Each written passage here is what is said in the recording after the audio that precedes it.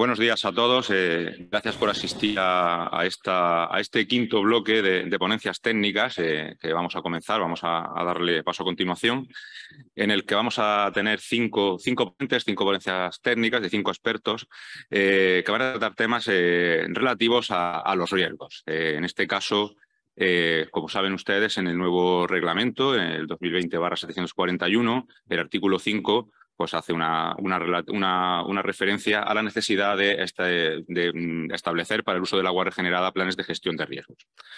Esto, como saben, es un tema absolutamente novedoso, que no tiene paralelismo en la normativa de reutilización vigente a nivel internacional, ni en la americana, ni en la australiana, y que es clave en la nueva normativa europea de reutilización, hasta el punto que algunos expertos plantean que pudiera incluso generar algún problema de inviabilidad del uso del agua regenerada. Como digo, estamos ante un tema que es exclusivo de la Unión Europea. En el Real Decreto 1620 no existía ninguna referencia a la gestión de este riesgo. Hasta este punto, el responsable exclusivo de la utilización del agua regenerada era el usuario final, pero la normativa, pues de alguna manera, reparte esa responsabilidad entre todos los actores que participan del proceso de regenerar el agua residual. En este sentido, pues lo que plantea la normativa es que hay que preparar un plan conjunto de riesgos que englobaría a todos los implicados en el proceso de reutilización y que luego tendrá que ser entregado y aprobado por la autoridad competente, en este caso el organismo de Cuenca, que en nuestro ámbito territorial es la Confederación Hidrográfica del Segura. También se plantean algunas dudas de cómo se van a tener que articular la gestión de estos planes de riesgo, cómo se van a elaborar. Hasta ahora pues tenemos las guías de recomendaciones que ha publicado el Centro Común de Investigación de la Comisión Europea, pero en ese sentido, pues bueno, aquí en Murcia, como saben, también llevamos mucho tiempo reutilizando agua, y en realidad no hemos tenido ningún problema o no nos cuesta haber tenido ningún problema de los que se pretenden cubrir con este plan de gestión con estos planes de gestión de riesgos. Esta nueva norma va a ser más estricta, va a ser más intensa en el control del agua, pero lo que tampoco se pretende o lo que nosotros no queremos es que se desincentive el uso del agua regenerada. Entonces, en ese sentido hay que plantear precisamente sentido común a la hora de la aplicación de la norma. En este bloque vamos a hablar de los planes de gestión en sí, vamos a hablar de los riesgos sanitarios, que tal vez sea el riesgo más objetivable, vamos a hablar de los riesgos medioambientales, vamos a hablar de las barreras como método, como una posibilidad de empezar a regenerar el agua mientras adaptamos las plantas a la nueva normativa. Y, en definitiva, pues para eso contamos con los 5 expertos que nos van a acompañar. Sin más, yo le doy paso a Isabel León, que nos va la ponencia que ella nos va a exponer hoy. Está relacionada con los planes de gestión de riesgo en el nuevo Reglamento Europeo de Utilización. Isabel León es doctora en Territorio, Infraestructuras y Medio Ambiente. Entre los años 2009 y 2013 trabajó en el Centro de Estudios Hidrográficos con una beca de formación de personal e investigador para realizar su tesis en el ámbito de abastecimiento. En el 2016 se incorporó como funcionaria en el área de tecnología del agua del propio Centro de Estudios Hidrográficos y de entonces pues, viene prestando asistencia técnica a la Dirección General del Agua del Ministerio, fundamentalmente cuestiones de reutilización. En la actualidad sigue prestando ese apoyo técnico en el Grupo de Trabajo Europeo de Reutilización, continúa trabajando en la implementación del reglamento y además también presta asistencia técnica a la cooperación española, al Fondo de Cooperación para Agua y Saneamiento en varios países de Latinoamérica, participando en proyectos de saneamiento y depuración en Cuba. Y como apoyo a la normativa de reutilización es coordinadora de un grupo sobre normativa de reutilización amparada por la Conferencia de Directores Iberoamericanos del Agua. Yo creo que Isabel, viniendo del CEDEX y viniendo directamente del Ministerio, pues creo que lo que sí que nos podrá hoy aportar es precisamente pues, cuál es la situación a nivel europeo, a nivel nacional y tener información de primera mano. Adelante, el escenario es todo tuyo. Buenos días a todos. Bueno, yo espero que ahora después del café estéis bien despiertos, así mi mensaje llega mejor. Muchas gracias por la presentación y muchas gracias también a la organización por invitar al CEDEX a contar estos planes de gestión del riesgo en el nuevo reglamento. Me gustaría diferenciarlo en 2 grandes bloques. El primero es mayor en tamaño, pero en realidad el segundo es realmente lo importante, es mucho más importante, porque en el primero simplemente voy a pasar de una manera muy breve por los 4 documentos que van a ser de aplicación más directa a la hora de elaborar estos nuevos planes de gestión del riesgo. Por supuesto, el nuevo reglamento, el reglamento estrella de estas jornadas, donde nacen estos planes de gestión del riesgo. Después, 2 guías, que son las directrices de la Comisión Europea y la del Centro Común de Investigación, la guía técnica del JRC. Y, por último, un documento que sigue hoy en día en elaboración, que son las especificaciones técnicas de la Comisión Europea. Como adelantaba José Sandoval, desde el CEDES damos apoyo técnico a la Dirección General del Agua del Ministerio para la Transición Ecológica y el Reto Demográfico desde antes del inicio de toda la negociación del reglamento, cuando se debatían precisamente las bases técnicas que luego constituirían esos anexos del reglamento. Y tengo que decir que hemos conseguido tener un trabajo bastante efectivo y bastante cercano tanto con la Comisión Europea como con el Joint Research Center, de manera que se consideran prácticamente todas las aportaciones que hacemos y nuestros comentarios son muy tenidos en cuenta, por lo que hemos participado muy activamente en la elaboración, bueno, y seguimos participando en la elaboración de estos 4 documentos a los que me voy a referir, como digo, muy brevemente. Porque creo que lo más interesante o lo más importante es saber cómo nosotros creemos que se deben integrar esas recomendaciones y esas cuestiones que se tratan en este documento en el propio plan, cómo se deben elaborar y desarrollar esos elementos del plan de gestión del riesgo. Y esto también pensamos que se entiende mejor si lo vamos viendo con una aplicación a un caso real, a un sistema de reutilización, que también os contaré que empezamos hace mucho tiempo en él, que es el caso piloto de Pinedo, la EDAR que ayer presentaba Enrique Albors, y la comunidad de regantes de Acequia del Oro. En esta parte es la que se va a basar mi presentación, a la que le voy a dedicar más tiempo. Por último, también, ¿cómo creemos desde el CEDES que todos estos elementos que nos dice el reglamento que tenemos que considerar y desarrollar en los planes pueden incluirse en un modelo de plan con varios objetivos, teniendo en cuenta también estos requisitos o cuestiones administrativas que hay que ir definiendo? Empezamos por el principio, por el reglamento. Estos artículos ya los conocemos todos de sobra, ya ha salido el artículo 5 en la presentación. Lo importante es que la gestión del riesgo se define como una gestión sistemática que garantiza un uso seguro respecto al medio ambiente y seguro respecto a la salud, que son los 2 ámbitos que trata, y para un determinado contexto específico, que es uno de los grandes valores que tienen estos planes de gestión del riesgo, que los vamos a adaptar a lo local, a las necesidades que tengamos en nuestro propio sistema de reutilización. Y eso va a hacer que con medidas muy pequeñas o muy poco importantes tengamos una elevada seguridad o mejoremos mucho la seguridad de esos sistemas concretos.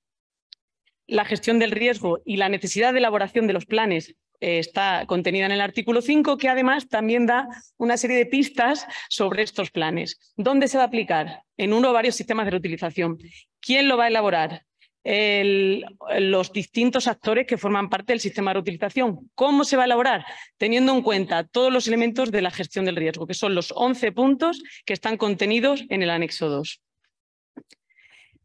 El propio reglamento tiene un mandato para que la Comisión elabore unas directrices de implementación en general, no solo de gestión del riesgo, sino de implementación del reglamento. Este mandato la Comisión lo cumple en agosto del 2022, que se publica como una comunicación de la Comisión Europea estas directrices para la implementación del reglamento. Como tal, no es un documento vinculante, no lo es, son unas guías europeas. Y la verdad es que hay muchos aspectos que aclara bastante respecto a lo que dice el reglamento. Por ejemplo, todo el tema del enfoque multibarrera, del que luego nos hablará Román, y da muchos ejemplos de cómo se pueden desarrollar esos 11 elementos de la gestión del riesgo. Como digo, no voy a entrar, los voy a pasar brevemente porque no es el objetivo de la charla. El brazo técnico de la Comisión también ha publicado su propia guía. Esto ha sido en diciembre del año pasado, en diciembre de 2022, y además de abordar diferentes métodos de gestión del riesgo, propone un manual europeo de planes de gestión del riesgo. Da unas pautas, da una serie de metodologías, una serie de contenidos extras o contenidos más específicos que deben tener los elementos de la gestión del riesgo. Incluye, entre otras cosas, unos casos de estudio, en concreto 13, y dentro de estos está contenido el caso piloto que voy a comentar posteriormente con cada uno de los elementos de la gestión del riesgo. O sea que está ahí recogido ya.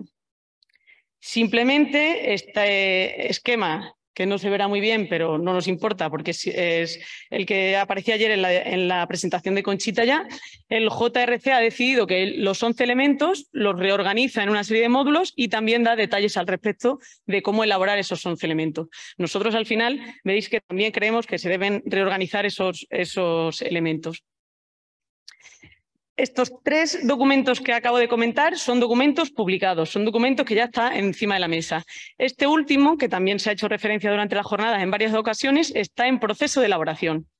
Hemos debatido en el seno del Grupo de Trabajo Europeo de Water Reuse, que lidera España junto con Malta. La última vez ha sido el lunes y el martes pasado, una segunda versión, y seguimos trabajando en ello. Este documento sí es vinculante para todos los 11 elementos del anexo 2, que los va acogiendo y los va desarrollando, especificando técnicamente, como su propio nombre indica, lo que debe contener cada uno de ellos. Solo como una reflexión general, otras cuestiones que están debatiéndose en el seno de este grupo de trabajo son maneras más efectivas de promover la reutilización. También se han debatido un primer borrador de presentación de informes e información al público sobre reutilización, concretamente el martes. Y en relación con la mesa redonda que ayer coordinaba Rafael Mujeriego, se están empezando a recopilar de los distintos Estados miembros experiencias sobre usos urbanos e industriales respecto a la gestión del riesgo. ¿Esto qué quiere decir? Sinceramente, la gestión del riesgo ha venido al mundo del agua para quedarse entre nosotros. Esto está claro que hay que tenerlo en la cabeza. Con estos 4 documentos, ¿cómo entendemos desde el CEDES que debe elaborarse un plan de gestión del riesgo del agua regenerada? Por temas prácticos voy a ir uno a uno explicando estos distintos 11 elementos y, como decía, aplicándolos al plan de riesgo de un sistema real, del sistema Pinedo-Acequia del Oro. Esto lo lanzó la Dirección General del Agua con el apoyo técnico del CEDES en 2017, justamente cuando les decía que eran todavía pasos previos al inicio de la negociación del reglamento, cuando se empezaba a oír esto de la gestión del riesgo con un doble objetivo. Primero, queríamos tener experiencia para poder negociar el reglamento, porque todos sabemos que el papel todo lo aguanta y cuando lo llevas a la práctica encuentras unas explicaciones técnicas con las que no contabas, unas implicaciones administrativas con las que tampoco contabas y es fundamental tener esa experiencia práctica a la hora de la negociación y tener unos documentos que presentar a Europa, sobre todo un país como España, ¿no?, que es líder en reutilización. Ese sería el primer objetivo y el segundo objetivo era conocer la metodología en sí misma, valorar la importancia y la eficacia de la gestión del riesgo en el tema de aguas.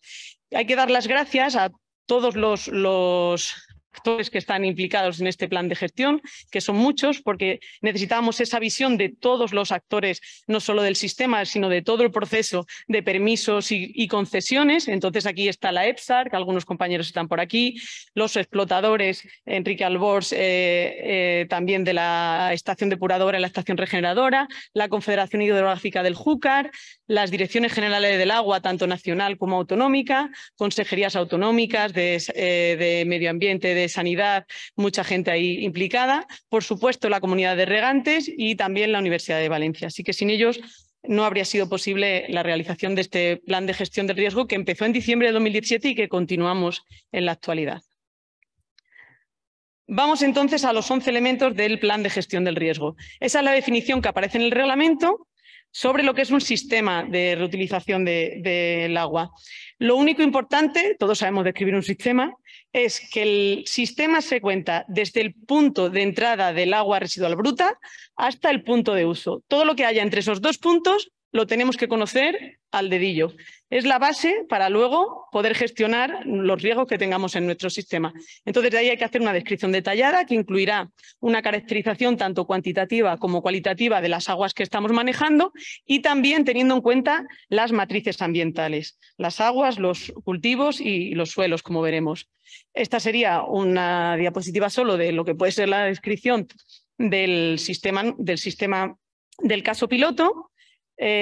Características más peculiares de este sistema, que son en los que nos vamos a fijar con ese enfoque de adaptarnos a lo que nos está pasando realmente en nuestra reutilización, es que tenemos unos caudales estacionales, precisamente por el ciclo de cultivo del arroz, que ya se comentaban ayer y que se veían fotografías de los tractores y de los agricultores, como se ve ahí abajo, metidos en el agua hasta las rodillas. Entonces, hay un cambio brusco de caudales. El riego, el cultivo que se riega principalmente son los campos de arroz, pero también hay una lengua pegada al mar que son cultivos de huerta. Y como peculiaridad, además, la distribución es mediante canales abiertos, las tradicionales acequias. Tenemos aguas abajo la albufera de la Valencia, que es la manchita azul esa que se ve ahí en la parte inferior de la imagen, y es la mayor concesión de reutilización de toda España, con más de 32 hectómetros cúbicos al año. Como ya conocemos nuestro sistema y lo hemos descrito, identificamos las partes responsables. Tenemos que saber los puntos que tenemos en el sistema y hasta qué punto es responsable un actor, a partir de qué punto es responsable otro y cuáles son sus responsabilidades. El reglamento nos habla de operadores, de las instalaciones de tratamiento y regeneración, de la distribución y almacenamiento, de los usuarios. En este caso sería una división como ven en la diapositiva. Está la EPSAR, está la autoexplotadora, están los regantes de la acequia del Oro y las responsabilidades se tienen que definir para cada uno de esos partes responsables y esos usuarios. Entre ellas, como ejemplos, tendrán que redactar, revisar y actualizar su parte del plan, cumplir con los requisitos cada uno de su parte que estén descritos en ese plan, coordinarse y comunicarse entre ellos, que ya ha salido también en varios momentos de la jornada, etcétera.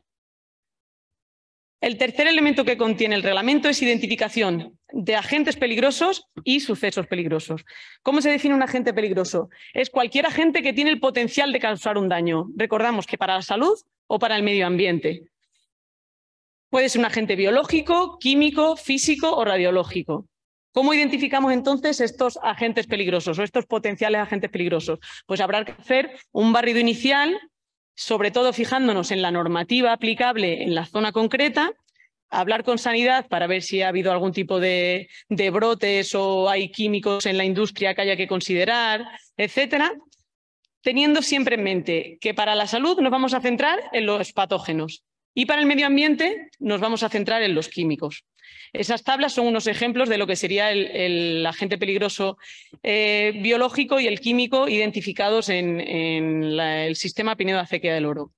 Como ven, los agentes químicos están asociados a una normativa local, a una normativa de aplicación a nuestro caso concreto, al Plan Hidrológico de Cuenca y a la DIA de Pinedo, que esto también lo hablaremos después.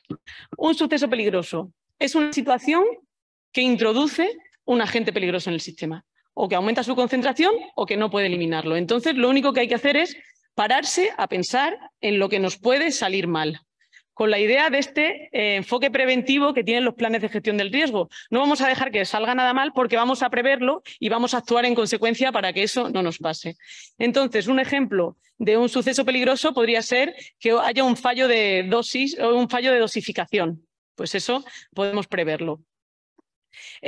Otro ejemplo de este tipo de sucesos puede ser, en el caso concreto que nos ocupa, el cambio de caudal.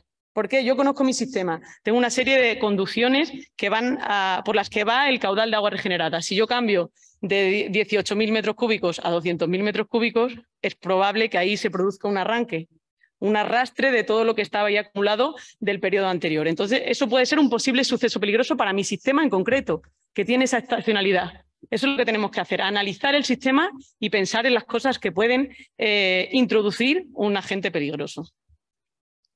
También tenemos que identificar a los grupos de exposición y a las matrices ambientales de exposición, así como por qué vías puedes estar expuesto al agua regenerada. Entonces, en ese caso, serían las poblaciones en riesgo, los trabajadores de la EDAR, los propios agricultores, los consumidores y la comunidad local. En el caso, por ejemplo, de las acequias, podemos pensar que exista unos bañistas o que existan unos ciclistas por una acequia que hay un carril bici paralelo a la acequia. Todo eso lo identificamos y lo registramos. Y también cómo se asocian esas poblaciones en riesgo a cada ruta de exposición, de ingestión, inhalación o contacto térmico, que es una ruta ahí un poco menos importante. Y lo mismo hacemos con las matrices ambientales. Los cultivos que serán de arroz y huerta, el acuífero de la Plana de Valencia Norte, la albufera de Valencia, el suelo y la zona no saturada y las diferentes rutas de exposición por las que puede llegar el agua regenerada. Hasta aquí tenemos nuestro sistema perfectamente conocido. Sabemos todo lo que hay. Entonces evaluamos los riesgos. Esta metodología lo que permite es priorizar al final. Me dice cuáles son los riesgos que voy a tener que atender y los riesgos que son aceptables. Como digo, sanitario, desde el punto de vista sanitario y ambiental. Esa definición de riesgo es la que aparece en el reglamento. Entonces es una probabilidad incluida una gravedad. Las recomendaciones, aunque el reglamento admite otras formas de calcular, de evaluar el riesgo, las recomendaciones europeas son que en la mayoría de los casos se utilice la evaluación semicuantitativa del riesgo, que es precisamente un producto de la probabilidad de que suceda un suceso peligroso por la gravedad que tendría si eso sucede. Y esto se suele hacer con unas matrices de este tipo, en la que se definen unas escalas de probabilidad, y se asignan una serie de puntuaciones a las mismas. Esta escala puede ser totalmente relativa. Lo importante es que nosotros vamos a tener unos riesgos que son aceptables y otros riesgos que no lo son. Y esos riesgos que no son aceptables tenemos que actuar para que se vengan al grupo de los aceptables. Una vez evaluado el riesgo y también como posible resultado de esa evaluación del riesgo, vamos a establecer si deben añadirse unos requisitos adicionales específicos, además de los que ya nos marca el reglamento. Y como digo de nuevo, una de las grandes bondades de la gestión del riesgo es que va a ser todo muy aplicado a lo local. En el caso de la albufera lo teníamos bastante fácil, como imagináis, tiene todas esas figuras de protección que aparece en la diapositiva y entonces los requisitos adicionales como parámetros, incluso como límites, ya están fijados por estas normativas locales. Además, tenemos que identificar las medidas preventivas asociadas a esos riesgos que no consideramos aceptables. Si nosotros prevemos que puede haber un bañista, una simple medida preventiva es que pongamos un cartel que diga prohibido bañarse, agua regenerada. Eso va a disminuir la exposición y eso va a hacer que nuestro riesgo sea aceptable. Si nosotros vemos como un agricultor arranca un rábano de la tierra y lava el rábano en la acequia para quitarle la arenilla, eso no es aceptable. Entonces habrá que darle una charla, una formación a ese agricultor que le explique el tipo de agua con el que está manejando y que eso no debe hacerlo. Es una medida preventiva muy sencilla y que hace que los sistemas de reutilización, que todos sabemos que ya son seguros, sean aún más seguros y encima esté puesto en el papel y podamos demostrar que son sistemas seguros. Ahí hay muchos ejemplos de otro tipo de medidas preventivas. Por ejemplo, para evitar la acumulación de sales, esto ya se hacía antes de que llegara el reglamento. O sea, se inundan en invierno los campos para el lavado de sales. También se hacía antes de que llegara el reglamento para evitar el riesgo de eutrofización de la albufera, que no se permite, la Confederación del Júcar no permite que el agua pase por el lago sin pasar antes por los cultivos de arroz. O, como digo, pues ejemplos de distancias mínimas de seguridad, de controles de acceso, de cartelería, de formación respecto a medidas de higiene, etcétera. Como vemos, puede haber medidas más complejas y medidas muy sencillas que mejoran mucho el uso seguro del agua regenerada. Sistemas de control de calidad. Habrá unos rutinarios que nos marca el anexo 1 del propio Real Decreto y en el caso, por ejemplo, aquí del Pinedo Acequia del Oro, tenemos que controlar el nitrógeno y el fósforo, que son los requisitos adicionales que nosotros hemos dicho que vamos a poner. También hay recomendaciones de un sistema de gestión de calidad certificado y los propios controles operativos de la planta también van a optimizar los procesos y eso va a optimizar también la gestión de los riesgos. Respecto al elemento de los sistemas de monitoreo ambiental, aquí, para ser sincera, nosotros siempre hemos tenido nuestras dudas sobre qué significaba esto y así lo hemos transmitido siempre a la Comisión y al JRC. Y según las últimas especificaciones técnicas, la intención parece que se trata de un control bien en el agua regenerada o en las matrices ambientales, dependiendo del contexto específico. Isabel, 3 minutos. Vale. Estoy terminando. Gracias. Entonces, en este caso ya parte del trabajo también está, porque las guías de buenas prácticas agrícolas del cultivo del arroz hacen que se muestre el suelo una vez cada 5 años para evaluar si ha habido una afección por ese riego con el agua regenerada. Y hay un control de calidad del agua de la albufera tremendo, porque tiene muchas figuras de protección en los distintos puntos que se ven ahí en la imagen, con diferentes parámetros por la Confederación Hidrográfica del Júcar. Estos dos últimos puntos están íntimamente relacionados porque constituyen la base de una comunicación efectiva entre las distintas partes. Esto hay que considerarlo, también a veces existe ya, y hay que protocolarizarlo y ponerlo en un papel y que nadie se equivoque cuando pase algo en operación normal o cuando pase algo en una situación de emergencia, de a quién hay que llamar, a quién hay que informar, si se trata de las autoridades, si hay que avisar a los regantes, a los usuarios más pequeños. Todo esto tiene que estar muy protocolarizado y asegurar que existen estos mecanismos de coordinación. Solo como un ejemplo, las diferentes autoridades y actores del sistema del caso que nos ocupa, que aquí, por ejemplo, está la autoridad hídrica, la autoridad sanitaria y también están, por ejemplo, los gestores del Parque Natural de la Albufera, además de los explotadores, la EPSAR y los usuarios. Y por último, pero no por ello menos importante, este sería el documento del modelo del plan de gestión del riesgo que entendemos desde el CEDES que podría generarse para reorganizar estos 11 elementos, incluyendo los requisitos administrativos, con un doble objetivo, que es ser la guía en la que se base la gestión del riesgo, es decir, un documento operativo que tengan sobre la mesa los operadores y que tengan sobre la mesa las comunidades de regantes, para que realmente gestionen los riesgos que haya en su sistema, para que apunten las incidencias que suceden, para que controlen diariamente lo que haya que controlar, etcétera. Y también para que sirva como base para otorgar las necesarias autorizaciones de permiso de producción y de concesión de reutilización. Esto lo hemos pensado un poco en ese sentido como por bloques, por paquetes, para que cada uno tuviese su parte y para que todos los controles estén claros quién los va a hacer, todos los requisitos estén claros en todas las partes del sistema y que las autoridades hídricas también puedan utilizarlo, como digo, como base para las autorizaciones. Este documento está ya en manos del Ministerio y a nosotros lo que nos gustaría es que se reflexionara sobre él, se pensara, se debatiera y se consensuara por toda la gente que está implicada en estos sistemas de reutilización, por las distintas autoridades, por los organismos de cuenca, por los operadores, por los regantes, por todos, porque claramente la visión de todos es fundamental en la generación de este modelo del plan de gestión del riesgo. Y sin más, varias veces se ha apelado al sentido común durante la jornada. Yo me atrevería a decir que un plan de gestión del riesgo es una especie de sentido común protocolarizado y puesto eso con un enfoque preventivo y que siempre va a estar como un documento vivo que se está actualizando de manera continua para mejorar esa gestión del riesgo y hacer un uso seguro del agua regenerada. Así que sin más, muchas gracias por su atención. El siguiente ponente es Román López. Román López es ingeniero agrónomo por la Universidad Politécnica de Cartagena. Tiene experiencia en investigación agraria en el Consejo Superior de Investigaciones Científicas durante 4 años. Ha trabajado en ingeniería agraria durante 3 años de su vida profesional. Ha trabajado en la gestión de la industria agroalimentaria en el sector privado durante 6 años y lleva dedicado los últimos 12 años al sector de la depuración y saneamiento como técnico de reutilización de aguas depuradas y lodos procedentes de las EDAR en agricultura para la entidad de saneamiento y depuración de la región de Murcia, es donde actualmente trabaja con nosotros.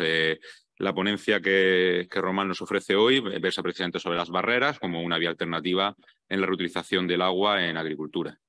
Román, 20 minutos. Muy bien, pues muchas gracias, buenos días. Y como decían, pues hoy me ha tocado presentar una presentación que hable del empleo de barreras como una vía de alternativa a la reutilización del agua en agricultura. Voy a centrar mi exposición en una breve introducción y me meteré ya con las barreras en la reutilización en agricultura. Comentaré también un ensayo real en campo que estamos haciendo actualmente de barreras y finalizaré con las conclusiones. A modo de breve introducción y como puesta en escena, quisiera destacar la importancia que tiene la agricultura, tanto en España como en la región de Murcia, donde los cultivos que realmente aplican o le van a afectar a la reutilización de agua en agricultura van a ser los regadíos, en los que España pues, se compone aproximadamente de 3.800.000 hectáreas y la región de Murcia sobre las 180.000 hectáreas de regadío. También comentar el déficit hídrico, que bueno, pues todo es sabido, que la demarcación hidrográfica del Segura en los últimos informes se sitúa en torno, la demanda en torno a 600 hectómetros cúbicos anuales y el agua aplicada sobre los 500. Destacar también la importancia económica que tiene la agricultura.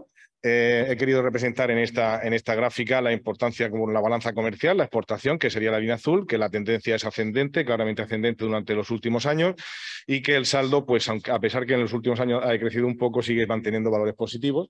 Y en cuanto a sectores de importancia, pues los productos alimentarios están en segundo lugar en los últimos años, seguido de los productos industriales y la tecnología. A continuación irán los bienes de consumo y en cuarto lugar irán las bebidas, que también son muy importantes en cuanto a los productos alimentarios porque están compuestos de los zumos y las bebidas alcohólicas como el vino.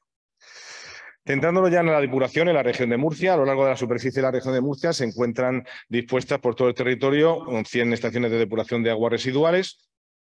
El volumen de agua depurada para este último año 2022 ha sido de 121 hectómetros cúbicos y la reutilización de los últimos años está en torno al 98%, como se comentó ayer, ya sea por entrega directa al usuario o por reutilización indirecta mediante incorporación a cauce público. Centrando ya en el tema de las barreras, se ha comentado los objetivos. El reglamento del 741-2020 habla sobre los requisitos mínimos para la reutilización del agua y tiene unos objetivos muy claros. Es establecer los requisitos mínimos de calidad del agua reutilizada, tener el control del agua y la gestión del riego para esa gestión integrada. Y la finalidad pues también es clara, es generar una seguridad para el riego agrícola, también la protección tanto del medio ambiente como la salud humana, promover la economía circular y apoyar la adaptación al cambio climático y hacer frente a la presión de los recursos hídricos. Este reglamento tiene dos cuadros que tampoco voy a centrarme mucho en ellos, pero son muy importantes. Yo me centraremos principalmente en las dos clases de calidad, tanto A como B. En la calidad máxima del agua que se puede utilizar sería para todos los cultivos de alimentos que se consumen crudos, en lo que la parte comestible está en contacto directo con el agua regenerada y que este tipo de agua sería apta para utilizarla para todo tipo de riego, y una calidad inferior, que sería la clase B, que sería apta para los cultivos de alimentos que se consumen crudos cuando la parte comestible se produce por encima del nivel del suelo y no está en contacto directo con las aguas regeneradas, también para todos los tipos de riego. Y el segundo cuadro importante que también tiene el reglamento, que también se ha comentado, para el tema de las barreras nos centraremos principalmente en los niveles de E. coli, en el que para clase A se pide una concentración de unidades formadoras por debajo o igual a 10, para una clase B 100, para una clase C por debajo o igual a 1000 y una clase D por debajo o igual a 10.000. Centrándonos ya en lo que son las barreras, el reglamento hace una definición. Yo aquí lo que quería hacer es una definición adaptada, tanto lo que dice el reglamento y con el borrador de las especificaciones técnicas de la Comisión Europea. En concreto, las barreras pues, incluyen cualquier medio para minimizar los riesgos que son y equipararlos a la clase de la calidad de agua requerida, de la que queremos utilizar para los cultivos seleccionados. Pueden ser una combinación de tratamiento. Se pueden aplicar después del punto de cumplimiento. Su aplicación deberá obtener la reducción logarítmica para la clase de calidad de agua que está prevista y pueden incluir medidas físicas relacionadas con los procesos o las condiciones de uso que reduzcan o prevengan el riesgo de la infección humana y evitar el contacto entre el agua regenerada y los productos y las personas expuestas. También pueden incluir cualquier medida que reduzca la concentración de microorganismos en el agua regenerada o impida su supervivencia en el producto que será ingerido. También está lo que es el concepto de multibarrera. Las multibarreras son pues, una combinación de diferentes barreras con la finalidad de lograr una reducción logarítmica general o global que sería la necesaria para minimizar el riesgo en función de la clase de agua que se ha seleccionado. El artículo 5 lo pasaré también en el punto 4, en el apartado C. Ahí es donde dice que se determinarán las barreras adicionales para un sistema de reutilización de agua y se establecerá cuántos requisitos adicionales se necesiten tras el punto de cumplimiento para garantizar que ese sistema pues, es seguro. Y incluidas las condiciones relativas a la distribución, el uso y, según corresponda, se identificarán las partes responsables para cumplir dichos requisitos. el artículo habla de las obligaciones y al fin y al cabo pues se condiciona a ese almacenamiento de las aguas regeneradas, a la distribución del agua y su uso, a que tenga una concesión de un permiso específico para que se apliquen los requisitos y estas barreras adicionales. ¿Qué herramienta da este reglamento a las barreras? Pues es muy útil porque en el caso que la calidad de las aguas producidas en la estación de regeneración de aguas no sea compatible con la categoría del cultivo, el método de riego y los requisitos de calidad de agua que nosotros tenemos, da la opción a que los requisitos de calidad de agua se podrían cumplir utilizando en una fase posterior diversas opciones de tratamiento del agua, ya sea de manera aislada o una combinación con otros tratamientos de las aguas regeneradas de conformidad con el concepto de multibarrera que anteriormente hemos definido. También dice que cuando un tipo específico de cultivo tenga un destino desconocido, porque no sabemos realmente a qué cultivo va a ir destinada este agua, o que sea múltiple, que esa casuística se va a dar mucho en Murcia, nos podemos encontrar pues, una zona de riego en la que hay una parte importante de cultivos leñosos y también una parte de hortalizas. Pues en el caso de tener la hortaliza, pues debería utilizarse la calidad de agua de mayor calidad, pero también podríamos hacer el empleo o el uso de las barreras para cumplir con un tipo de agua para los cultivos leñosos y poner las barreras en los cultivos hortícolas. La guía técnica que también se ha citado anteriormente de JRC, que es de 2022, pues cifra lo que son los principales elementos, los elementos clave para la gestión de riego que se han comentado. Yo solamente voy a nombrar donde las barreras van a formar una parte importante y va a ser en la descripción del sistema, puesto que vamos a tener que describir realmente las barreras que vamos a utilizar en nuestro sistema. También en las medidas preventivas, puesto que vamos a tener que definir cuál es el objetivo que pretendemos conseguir con la imposición de estas barreras y, por supuesto, pues los sistemas de control de calidad y el sistema de vigilancia de medio ambiente que ya se ha comentado anteriormente. Las barreras para minimizar la contaminación microbiana de la cadena de producción alimentaria a partir del uso de las aguas residuales. Esta guía técnica se centra o coge la norma ISO, la 16075, la parte 2, que es el desarrollo. Esta norma es el desarrollo del proyecto de una guía de reutilización del agua. Y realmente cifra esas barreras como una desinfección adicional del agua tratada, la separación física o instalación de barreras físicas como puede ser un acolchado en la que separaríamos las aguas regeneradas para que no tuvieran contacto con el producto a consumir, el riego por goteo subterráneo para evitar el acceso del agua regenerada por acción capilar a la superficie del suelo, la interrupción o la parada del riego antes de la recorrección para permitir la desaparición del patógeno desaparición o minimización del patógeno microbiano y la desinfección de los cultivos después de la cosecha. Aquí hay un aspecto importante: que los sistemas de riego subterráneo y riego por goteo pueden ser considerados como una barrera, pero deben implementarse y deben estar bien diseñados, porque en el caso que nos encontráramos charcos en la superficie del agua, pues este hecho descalificaría a las barreras, o sea, este tipo de riego para que fuera utilizado como un tipo de barrera. A modo de información, también decir que un informe de la FAO de 2019 pues establece el concepto de barreras múltiples y lo que hace es desglosar según su eficacia y por tipos qué barreras podrían ser útiles. En el grupo de mayor eficacia, pues la mete dentro de la cocción de hortalizas el cambio de riego superficial a un riego por goteo. Con una eficacia moderada establece la ausencia del riego antes de la recolección con un tiempo superior o igual a 3 días, el pelado de productos frescos, lavar la ensalada con agua potable y un desinfectante agregado, y ya con una eficacia adicional pero limitada es la sedimentación en balsas de riego con un tiempo mayor o igual de 18 horas, riego en surco, filtración del agua antes del riego y lavar la ensalada con agua potable.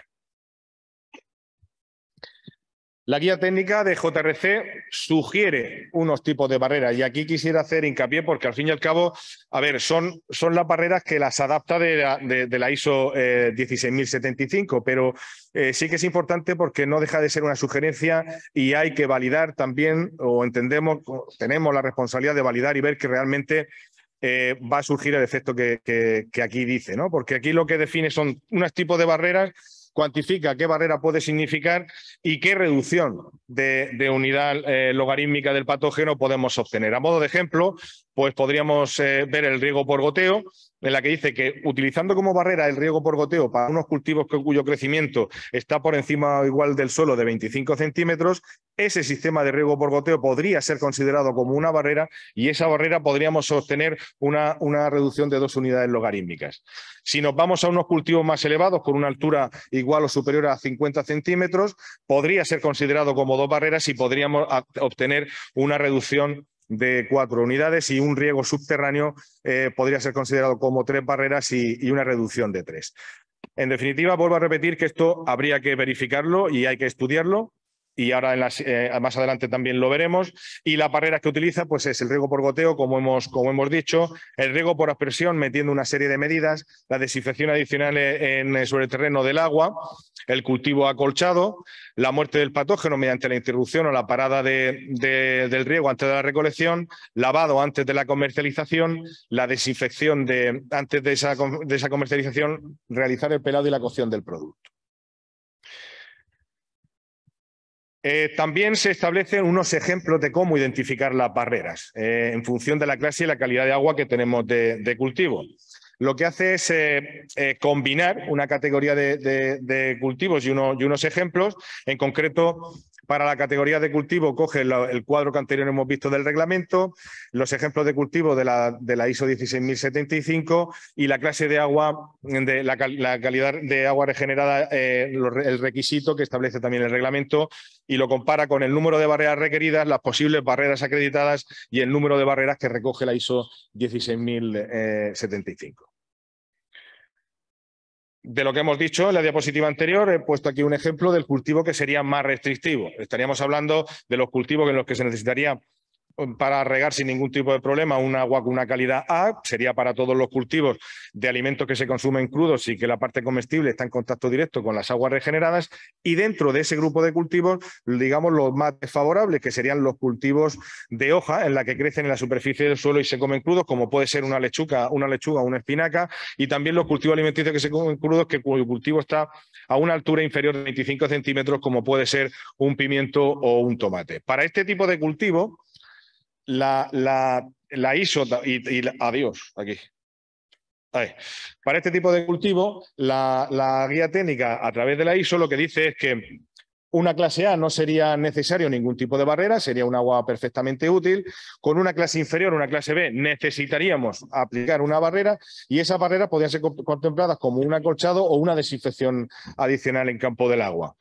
También podríamos utilizar una clase C, necesitaríamos aplicar 3 barreras y esas 3 barreras podrían ser una desinfección de alto nivel sumado a un acolchado o un riego subterráneo sumado también con un acolchado. Y en cualquier caso, la calidad D estaría prohibido su uso para el riego de hortalizas.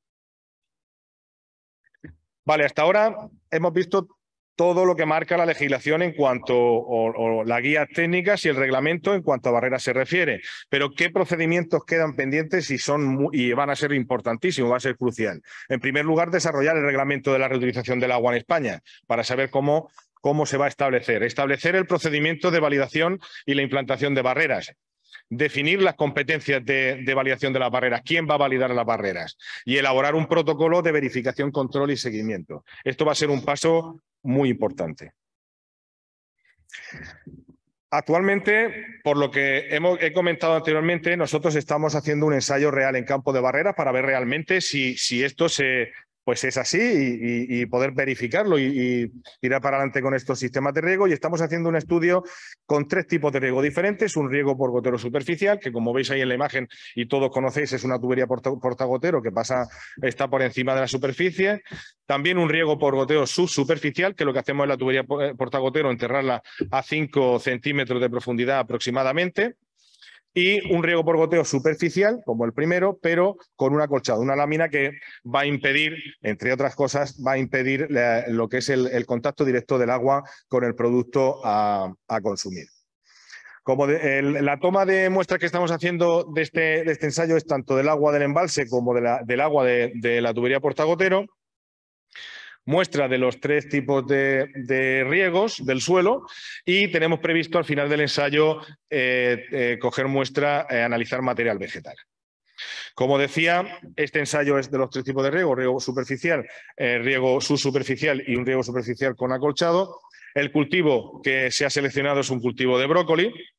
El objetivo del ensayo es cuantificar y validar el posible efecto de riego que va a tener del riego superficial como una barrera, utilizando como una barrera para la reutilización del agua a nivel de patógenos, en concreto de E. coli. La clase de calidad de agua con la que contamos es una clase B porque tendría una concentración de E. coli superior a 10 unidades formadoras de colonia, y la clase de calidad de agua que va a requerir sería una clase A por debajo de o igual a 10 de unidades formadoras de colonia. Los puntos críticos, como he comentado, que vamos a analizar es el suelo, el agua y el material vegetal. Y a modo de conclusión, pues decir que el volumen del agua depurada es considerable, nada despreciable y es trascendental para el sector agrícola. Las barreras son una herramienta para aprovechamiento del agua reutilizada en agricultura. También son una medida compatible con el medio ambiente y el concepto de economía circular. Va a permitir usar un agua de una calidad inferior, preservando otras fuentes de agua convencionales. Europa apuesta claramente por la reutilización del agua en la agricultura y también por el empleo de las barreras, pero es de igual importancia que también lo haga la gran distribución en sus protocolos de calidad, porque al fin y al cabo son los que van a marcar al sector productor cómo tienen que hacer sus cultivos, y también es importantísimo que lo apoye el sector productor. El uso de barreras en la regeneración de agua en agricultura no es la solución, pero sí que es una solución complementaria. Y es necesario ampliar conocimiento técnico para ver la efectividad de estas barreras, y esta es la razón por la que estamos haciendo estos ensayos reales en campo y más ensayos que habrá que hacer. También para ver cuál es la situación y qué inversiones van a ser necesarias tanto en la explotación como en los cultivos agrícolas. Y, en definitiva, decir que el riego cero no existe, se puede asumir o no en aras del beneficio que conlleve, pero siempre conservando los requisitos incuestionables de la seguridad. Y por mi parte nada más y muchísimas gracias. Y precisamente hablando de riesgos sanitarios del uso del recurso, nuestro siguiente ponente es Manuel Méndez, que nos va a ofrecer una ponencia sobre cuál es el papel de la autoridad sanitaria en la reutilización del agua presente y el futuro. Manuel Méndez es licenciado en farmacia por la Facultad de Farmacia de la Universidad de Valencia, es funcionario de carrera del Cuerpo Superior Facultativo, Escala Superior de Salud Pública, opción farmacia de la Comunidad Autónoma de la Región de Murcia desde el año 2001, desempeñando funciones de inspección en los campos de la higiene alimentaria y la sanidad ambiental, todos ellos encuadrados en la Dirección General de Salud Pública y en el Servicio de Farmacia de la Dirección General de Planificación y Ordenación Sanitaria en las áreas de salud pública de Cartagena, Lorca, Caravaca de la Cruz y Murcia, respectivamente.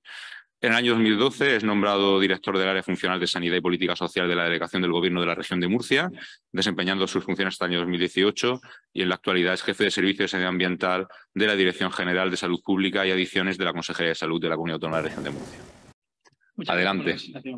En primer lugar, lo que quiero es agradecer a Isamur, agradecer a Edir y agradecer a Pedro Simón y persona la oportunidad que nos da de participar en estas jornadas, apartando nuestra parte, que es como podéis ver, es el papel de la autoridad sanitaria en la reutilización del agua presente y futuro. Bueno, del presente sí podremos hablar, del futuro creo que vamos a decir muy poquito. Antes de empezar, quiero también agradecer a Pedro Simón y a Isamur el esfuerzo que ha hecho en el momento más grave sanitario que hemos padecido en nuestro país y en la Unión Europea, por supuesto, del COVID. Si no fuera por las actuaciones de control de aguas residuales, no hubiéramos visto que hay una herramienta ahí muy interesante de determinación de virus de SARS-CoV en aguas residuales, y nos abre un campo de seguridad, de poder tener una herramienta extra que muchas comunidades autónomas no tienen, porque esto se ha hecho aquí y en pocos sitios más. Hay un programa nacional que se llama Avatar, que es el que lo ha desarrollado, pero en principio con la profundidad, sabiendo el alcance que tenemos de reutilización del 98%, no puede haber parangón con otras comunidades autónomas, y quiero agradecer a Isamur y a Pedro otra vez esa estación que por cierto continúa, que no ha parado, y le animamos a que siga. El objetivo de mi presentación, como bien dice el titular, es presentar un poco el papel de la autoridad sanitaria. me voy a dejar un poco que hable de mi libro, ¿no? Porque, vamos, en principio la autoridad sanitaria se conoce qué es lo que hace y cada uno, bueno, muchos de vosotros conocéis por más de un sector, ¿no? No solamente por el tema del agua reutilizada, sino también por el control de la legionela, el agua de consumo humano, piscinas, balnearios, aguas de baño, productos químicos, un sinfín de distintos problemas relacionados con la salud y la sanidad, que bueno, quiero un poco de mi libro ponerlo ahí en contexto, ¿no? No os asustéis que ya he pasado eso, ¿vale? La reutilización del agua forma, como habéis visto en el programa, uno de los puntos de nuestro programa. El objetivo de este programa es la vigilancia central de la reutilización del agua para la protección de la salud humana en las condiciones establecidas en el Real Decreto 1620 de 2007. Es decreto que sabemos que ahora va a ser modificado y, como intentaré explicar, vais a ver que esa modificación va a afectar seriamente a nuestro trabajo, ¿no? Las actividades son dos en esencia. En principio colaboramos con la administración pública implicada en la reutilización del agua, la Confederación Hidrográfica del Segura, que es la que nos solicita los informes sanitarios a petición del organismo de cuenca. También hacemos una vigilancia, inspección y control de la reutilización del agua, que ahora explicaré un poquito y que, bueno, podemos decir que somos punteros. Y todo eso está realizado por los farmacéuticos de salud pública adscritos a mi servicio, que conocéis en todos los campos porque, bueno, son el alma mater del servicio, ¿no? Entiendo un poco hincapié en las actuaciones estas que os he citado, que son las dos, las de emisión de informes, tanto de concesión como sobre las solicitudes de reducción de frecuencia de análisis y la vigilancia. Nada, una leve referencia a la base normativa. Nosotros siempre hablamos de la ley 1486 para todo, es nuestra navaja de multiuso. Cualquier cosa a través del artículo 26 de la ley 1486 intervenimos en todos los ámbitos de la vida, ¿no? El Real Decreto 1620 pues también establece que, por ejemplo, en el artículo 4,3 establece que en todos los supuestos de reutilización del agua depurada el organismo de cuenca solicitará a la audiencia sanitaria un informe previo que tendrá carácter vinculante. Ese informe es el que nos piden a nosotros para finalizar la concesión, ¿no? También el artículo 5.6 señala que la potestad de supervisión y control de la autoridad y control de las autoridades ambientales y sanitarias. Quiero decir que nuestro programa está justificado normativamente muy claramente. En cuanto a la emisión de informe sanitario, voy a entrar un poco en lo que se hace. Se realiza petición de la Confederación Hidrográfica del Segura para la concesión de autorización del uso del agua regenerada o modificación de las mismas. Se aporta un proyecto técnico de reutilización, donde podéis ver todos los puntos que tiene ese proyecto técnico.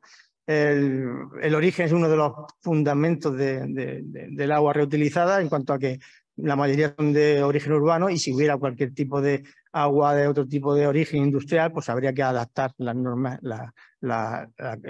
el autocontrol que se va a desarrollar en respecto a eso.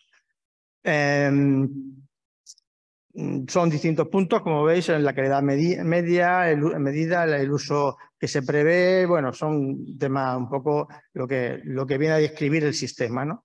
Donde más hacemos hincapié es en el programa de autocontrol. El programa de autocontrol, en base al anexo 1 del Real Decreto 1600 de 2007, nos establece cómo tiene que ser, ¿no? En principio, los parámetros de calidad, control y de frecuencia de cada uno de los mismos deben estar recogidos en ese programa de autocontrol. En el anexo 1 la calidad y en el anexo 1b la frecuencia. Bueno, entiendo que conocemos profundamente este Real Decreto.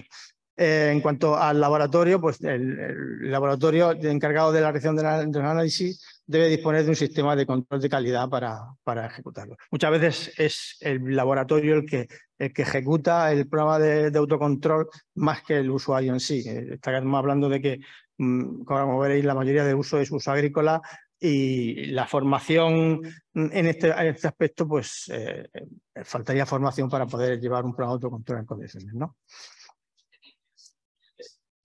En cuanto al otro de los puntos que vemos, es el plan de gestión de riesgo, un plan de gestión de riesgo que no se basa en el plan de gestión que nos ha presentado Isabel tan brillantemente, sino que es un plan en el que se ve los caudales, los riesgos que pueden tener esos caudales, la salud laboral, la formación de trabajadores, las medidas de protección de los usuarios, las medidas de protección del medio ambiente. y las medidas correctoras necesarias para evitar cierta contaminación. El procedimiento nuestro acaba con una toma de muestras en la que si se adecua el autocontrol a la toma de muestras que hacemos, en que nosotros solo vamos a ver un parámetro único que es E. coli por cuestiones de que nuestro laboratorio de salud pública solo puede determinar esa medición. Aparte le pedimos el análisis completo al solicitante de la concesión. Si eso se cumple, pues se hace un informe favorable que se envía a la Confederación Hidrográfica.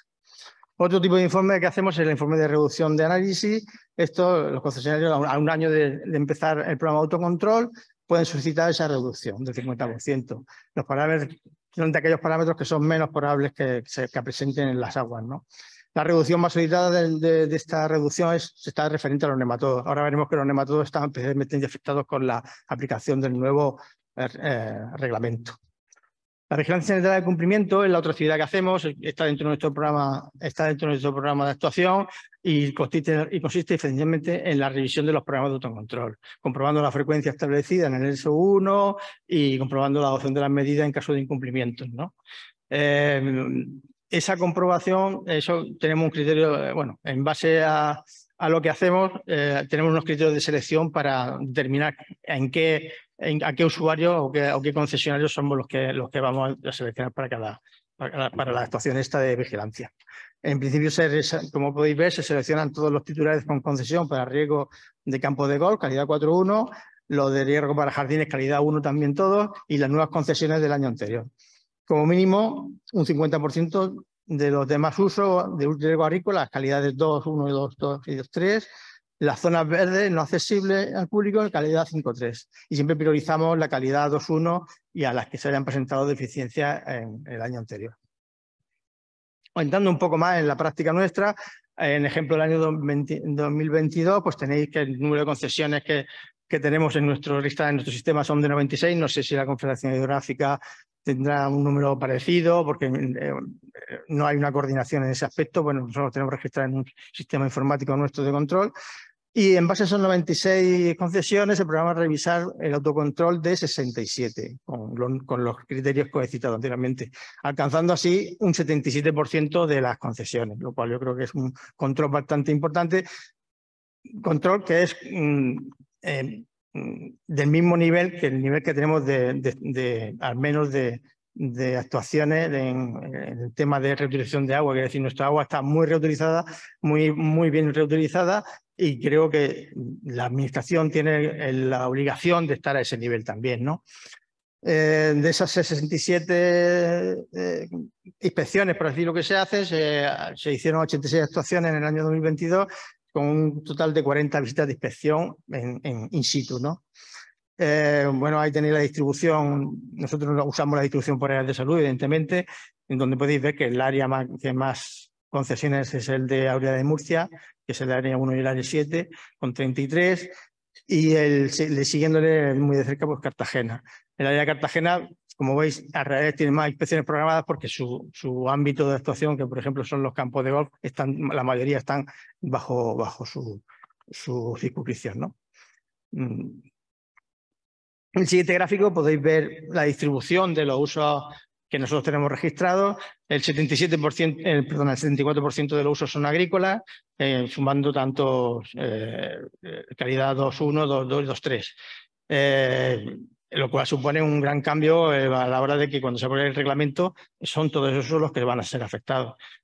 Como estamos hablando de 96, pues como podéis ver, el porcentaje que se refleja viene a reflejar el número de establecimientos que hay en cada calidad, ¿no? El uso recreativo en campo de golf pues, viene a ser fuera del agrícola el siguiente y viene a suponer un 15%, por lo cual estamos hablando de unos 15 campos de golf los que se gestionan, ¿no? Os presento aquí en esta gráfica la evolución del año 2008-2022, tanto de las solicitudes como de las solicitudes en verde, las que se han sido adoptadas como favorables, como las reducciones. Como podéis ver, evidentemente, una vez publicado el Real Decreto, se vio un incremento de las solicitudes de concesiones adecuadas al nuevo Real Decreto, que luego fue descendiendo. Y ese primer pico que podéis observar está más referido a urbanizaciones nuevas y otros temas distintos de los agrícolas. El siguiente pico, que podéis ver que fue en el año 2016, pues también pone de manifiesto que hubo un incremento en ese momento y más generado por el tema agrícola. Entonces, si ponemos eso junto a la vigilancia que hacemos, pues más o menos pues podéis hacer una idea de cuál es nuestro nivel de trabajo. Y bueno, con el 67 que hemos llegado el año pasado, pues mantendremos esos niveles. Esperamos que en el futuro vamos a seguir con esta dinámica de trabajo y con los mismos niveles de exigencia. ¿Qué deficiencias se observaron en el plan de vigilancia? Pues claro, un plan de inspección, si no encuentra algo anómalo, pues no debe ser un plan de inspección, ¿no? Detectados, se detectaron en 14 concesiones de las 67 pruebas, o sea, un 21%. Es un número bastante habitual, vamos, sobre ese rango nos movemos siempre. ¿Qué tipo de deficiencias se resaltaron? La no realización de presentación de controles, la no corrección del programa de autocontrol. Esto se refiere a que visitas anteriores se indicaron medidas de corrección que no se llevaron a cabo. Y la mayoría de veces suele ser incumplimiento en los niveles establecidos en el S1C. Incumplimientos que no quiere decir que no tomaron medidas, sino que tomadas las medidas, viendo los incumplimientos que se producían, con un criterio de salud, normalmente el concesionario suspende el riego automáticamente. Cuando ve que tiene una analítica que le llega fuera de rango, suspende automáticamente el riego. Hace una buena medida, pero en realidad no se trata de eso. Hay que ajustar el número de muestras que se van a hacer y hay que hacer una nueva muestreo. Pero bueno, hacen como un poco más de lo que deberían hacer, ¿no? El último deficiencia que os señalo aquí es el no cumplimiento de los registros de control de incidencia. Como podéis ver, el 61% se refiere a este susto del análisis que me da muy alto y me paro y ya no aplico lo que dice el Real Decreto, que es duplicar o modificar la carencia de los controles. Bueno, esto con el reglamento 2074-751 se nos ha caído un poco. He querido resaltar solamente la finalidad, la parte de la finalidad del reglamento, ya que hemos hablado de muchos artículos. Como podéis ver, estamos añadiendo un concepto que es asegurar la protección del medio ambiente y la salud humana y la sanidad animal. Estos conceptos One Health, que yo imagino que ya os estará llegando a vosotros, en cuanto a que son 3 ámbitos lo que tenemos que proteger: el medio ambiente, la salud humana y la salud animal, para evitar, por ejemplo, pandemias como la que hemos sufrido, ¿no? Pues he resaltado la finalidad de la parte de inicio del reglamento, en donde bueno, se señala que busca eso, que no entrañen riesgos para el medio ambiente ni para la salud humana. Se busca que el agua sea de calidad, para que luego el agua sea de calidad para agua de consumo, que no afecte a la calidad de agua de consumo, que los operadores de las plantas generadoras de agua deben ser los principales responsables de la calidad regenerada, y que las autoridades competentes deben comprobar la conformidad. Es decir, que yo creo que estamos haciendo bien en mantener un programa de vigilancia activo durante tanto tiempo. Y bueno, yo entiendo que ayer Mariano Soto, que creo que aportó en su presentación un acta nuestra, ¿no? Presentó un acta nuestra como: qué bien que lo hacemos, mira que no tengo un acta de sanidad aquí. Bueno, para nosotros es una cosa agradable ver que la tienen a consideración como si fuera una certificación de otra entidad, ¿no? Con más solvencia, ¿no? Bueno, hablando del reglamento, pues sabemos que afecta solamente a riesgos agrícolas. No vamos a entrar en ver los anexos. En la aplicación del reglamento, en principio, introduce un nuevo planteamiento para presentar un avance en la seguridad, cosa que desde la audiencia estamos completamente de acuerdo, evidentemente. Como bien ha dicho Isabel en su exposición, el plan de gestión de riesgo es la base que ahora, y que se podrá adaptar a cada circunstancia, lo cual nos va a exigir a nosotros también una formación extra que esperamos que nos puedan facilitar también para aplicar bien este tipo de programas, ¿no? Entro en el tema de la evaluación de riesgos. La evaluación de riesgos, como bien dice el Real Decreto que estábamos hablando hasta ahora, incluía una evaluación de riesgos para la salud humana, en la que bueno, se tiene que ver la naturaleza de los agentes, evaluación del rango de exposición y caracterización de los riesgos, y con métodos como también hemos visto anteriormente, ¿no? Según el resultado de la evaluación de riesgos, pues también tenemos una herramienta muy útil, que es tener requisitos adicionales para en casos determinados de aguas especiales o de otros problemas de salud, como son estos que tenemos aquí. También nos establece Bueno, ya para entrar en el tema de las novedades, son muchísimas. Hemos visto que hay muchas novedades, la responsabilidad es compartida y solo hasta el punto de entrega, según que en el Real Decreto 1620 era del titular de la concesión, la concesión de un permiso de consulta a otras autoridades, la revisión periódica de permisos, los permisos específicos para almacenamiento, distribución y uso, para que se apliquen requisitos y barreras adicionales, comprobaciones de cumplimiento. ¿Qué otras características también cambian? Pues la fisioquímica y la microbiológica. Hemos visto valores distintos de coli en las distintas exposiciones. Vemos que hay parámetros nuevos, con el de BO5, determinaciones de nematodos que ahora ya se dejan de hacer, bueno, hasta ahora y se dejan solamente para el parto del forraje, ¿no? Que era uno de los condicionantes anteriores, ¿no? en el autocontrol. Vemos que hay cambios de valores en general en la calidad 2-3 solamente, ahí afecta poco, e introducen los controles de valorización de la edad. Bueno, no vamos a entrar a describir las clases y los requisitos. Y bueno, aquí esto es lo que decía el reglamento, el Real Decreto referente a lo que decía el reglamento. Bueno, lo tenéis ahí por si queréis verlo más fácilmente. Bueno, ya para acabar lo que quería comentar es simplemente las cuestiones a resolver, porque hablar del futuro va a ser muy complicado, según vimos Concepción, como nos explicó ayer. Pues yo creo que no sabemos aún qué va a pasar ni cómo se va a hacer, ¿no? Pero bueno, sabemos que se va a hacer, ¿no? ¿Cómo se va a articular los permisos? Es una de las dudas más grandes que tenemos. ¿En qué procedimiento y dónde se incluirá la consulta de la autoridad sanitaria? ¿Qué va a ocurrir con las concesiones y autorizaciones en vigor?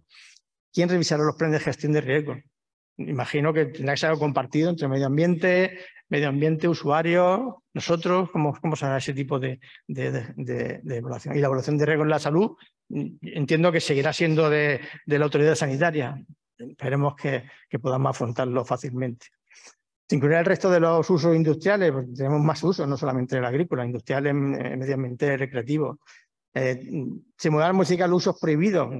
El Real Decreto 1620-2007 enumeraba una serie de usos prohibidos en los que podríamos intervenir, ¿no? Porque ahora con la gestión de planes de riesgo distintos, quizás esos usos prohibidos se podrían eliminar o modificar. Y bueno, y abordar otra serie de problemas, como el problema de la reducción indirecta en convertidos, ¿no? Aquí tenéis, por ejemplo, el listado de prohibiciones. No sé si tengo tiempo, pero bueno, si tengo tiempo, ¿voy bien? 3 minutos, vale, gracias. Pues en principio, solamente ya señalar que hemos tenido casos de este tipo. Por ejemplo, hemos tenido estaciones hospitalarias que han hecho un programa para gestión del aguas grises, que son aguas que pueden usarse, a lo mejor se pueden usar en las cisternas de los inodoros. Pues resulta que nos lo presentaron y resulta que era un hospital. Bueno, pues no podíamos autorizarlo. Simplemente presentando este Real Decreto ya se dieron cuenta que habían cometido un error, ¿no? El aguas de baño, pues tenemos un problema similar. El aguas de baño, ahora llega el verano y la Comunidad de Murcia pues tiene un río Segura que pasa por muchas localidades con bastante agua en verano, que es lo curioso, que pasa con más agua en verano que en invierno, porque es cuando se liberan los caudales para riego.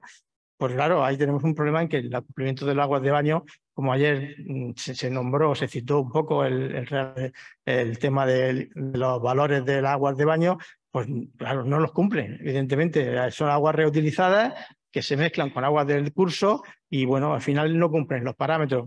Yo creo que sí, este desarrollo de norma directiva debe también intentar ver estos problemas, ¿no? Indicar, bueno, ya en conclusión, pues que en la región de Murcia, lo que quiero decir es que el Servicio de Sanidad Ambiental ha desempeñado un papel importante motivando el cumplimiento de los programas de autocontrol de las concesiones de utilización de aguas regeneradas desde su implantación. La introducción del plan de gestión de riesgos de aguas regeneradas va a suponer una mejora en la seguridad de la reutilización que debe ser atendida por otros usos. Quedan muchas cuestiones por dilucidar. ¿Nosotros qué vamos a hacer? Pues vamos a seguir, como decíamos, vamos a seguir plantando. Perdonadme la broma, porque para que Paco tenga una presentación un poco más amena y ya más distendida, os he puesto estos 2 chistes. Yo creo que más o menos resumen lo que he explicado. Muchas gracias. Gracias. Muchas gracias, Manuel, por la ponencia. Pues efectivamente creo que vais a ocupar un lugar central en el futuro con la entrada en vigor de la nueva normativa. Vais a tener mucho trabajo. Y una vez vista esta ponencia en relación a los riesgos sanitarios, la siguiente ponencia que tenemos prevista para hoy versa sobre los riesgos medioambientales en la reutilización de aguas. Para eso contamos con Francisco Marín. Francisco Marín es ingeniero de Caminos, Canales y Puertos por la Universidad Politécnica de Madrid. Ha desarrollado su carrera profesional fundamentalmente en el sector público. Ingresó en el año 1993 en el Cuerpo Superior Facultativo de la Comunidad Autónoma de la Región de Murcia. Ha ocupado puestos de técnico de gestión, técnico responsable, jefe de servicio y subdirector general en el ámbito del transporte, los puertos, las costas, ordenación del territorio, agua y carreteras. Asimismo, fue director general de puertos y costas en los años 2007 y 2008. Fue jefe de la demarcación de costas del Estado en la región de Murcia en el año 2017 y 2018. Y desde septiembre de 2019 es el director general de Medio Ambiente de la Comunidad Autónoma de la Región de Murcia, cargo que ocupa en la actualidad. 20 minutos, Paco. Muchas gracias por la presentación. Buenos días a todos. Yo quisiera empezar manifestando mi convencimiento en la utilidad de las estrategias, de los planes y de los programas.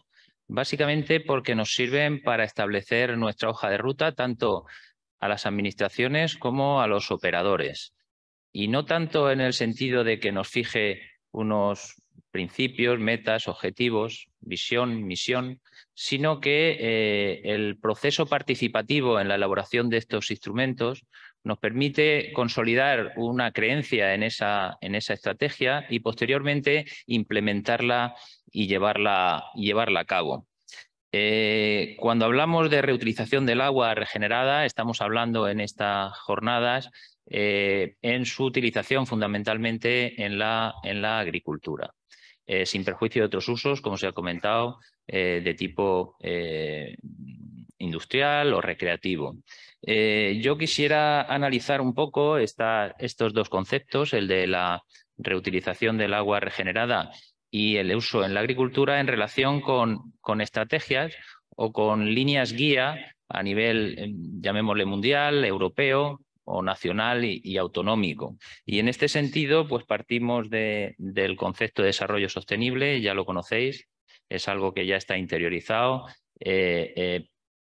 Pretende que avancemos en el desarrollo sin comprometer el desarrollo de generaciones futuras, basándonos en los tres principios: medio ambiente, economía, necesidades sociales. Y en este sentido, pues sobre este principio se fijaron la Agenda 2030, los 17 Objetivos de Desarrollo Sostenible y sobre estos dos aspectos que hemos comentado tenemos que hablar sobre el número 2, que es hambre cero, y su meta 2.4, que habla de prácticas agrícolas sostenibles y resilientes. También habla del ODS número 6, por supuesto, el de agua limpia y saneamiento, con su meta 6.3, mejorar la calidad del agua, reducir la contaminación y aguas residuales. Y por último, y no menos importante, es el número 17, que es, como os he comentado, establecer alianzas para conseguir esos objetivos. Es decir, sentar las bases de esa relación entre administraciones, operadores, interesados, usuarios, de tal manera que podamos avanzar en esa línea. El segundo aspecto importante, que yo creo que en las jornadas también se ha comentado, es el tema de la economía circular.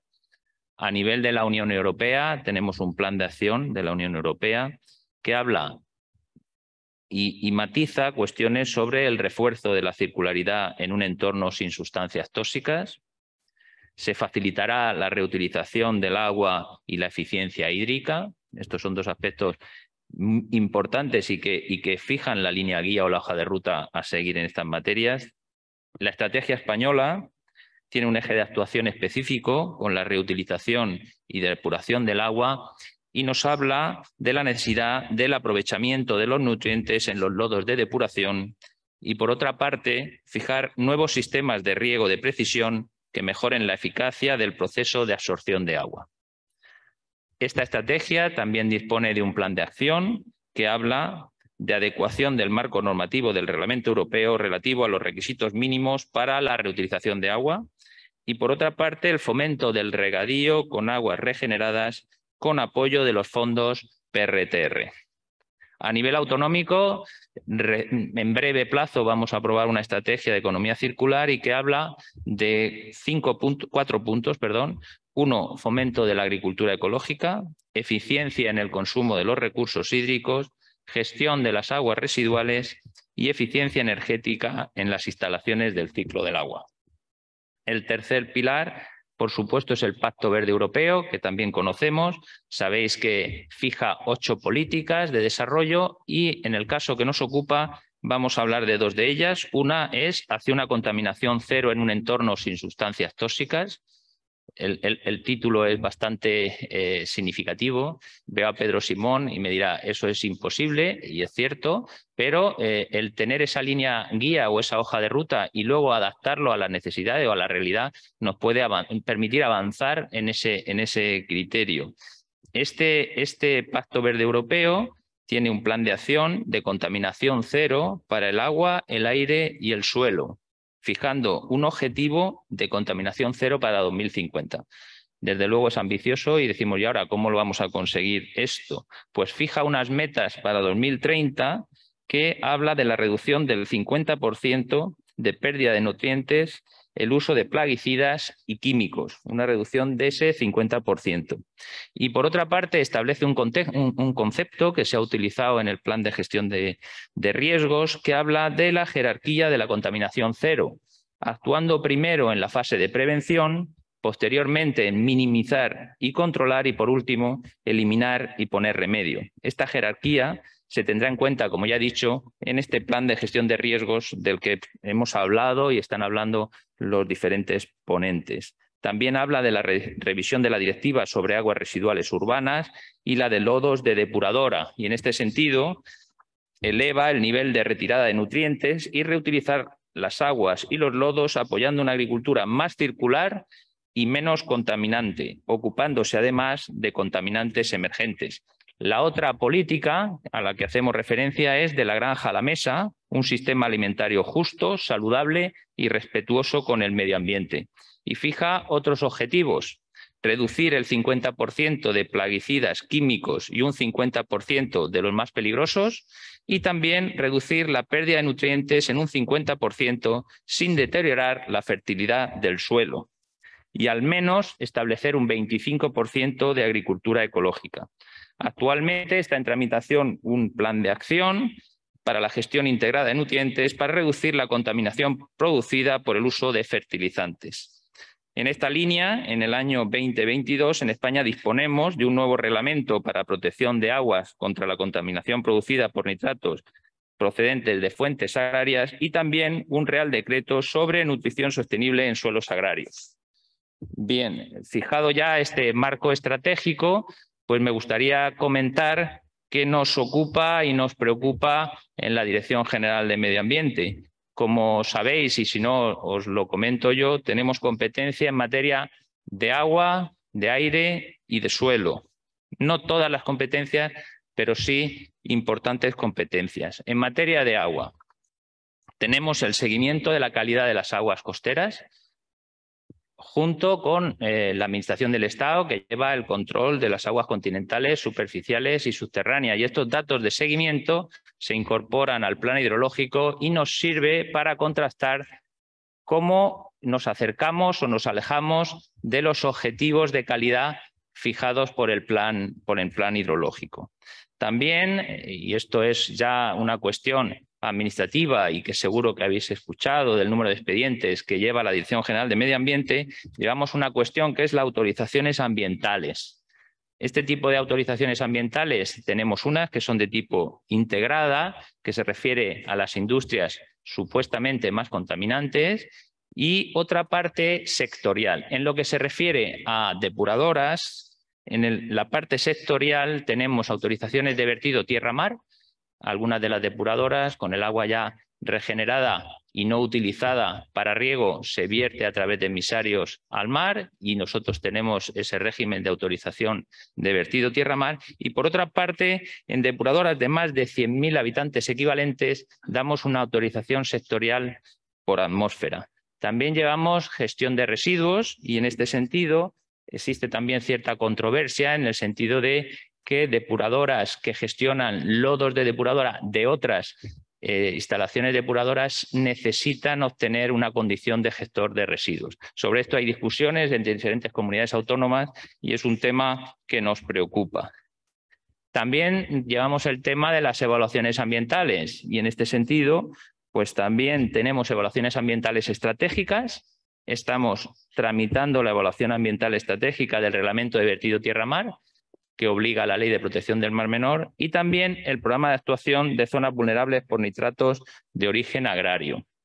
A nivel de impacto ambiental, ya sabéis, y si no lo recuerdo, que las plantas de tratamiento de aguas residuales están sometidas a evaluación de impacto ambiental para más de 10.000 habitantes equivalentes, hasta 150.000 en simplificada y más de 150.000 en ordinaria. En regadíos, consolidación y mejora de regadíos de más de 100 hectáreas también están sometidas a esas evaluaciones ambientales.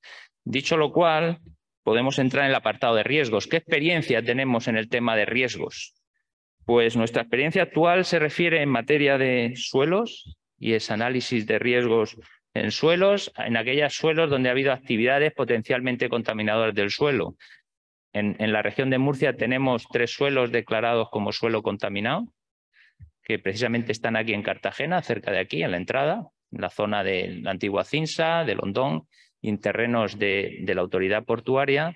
Y en estas cuestiones, el análisis de riesgos o la declaración de un suelo como contaminado no es porque tú tengas determinado número de contaminantes o en determinada proporción, sino que está vinculada directamente al uso que se le dé a ese suelo.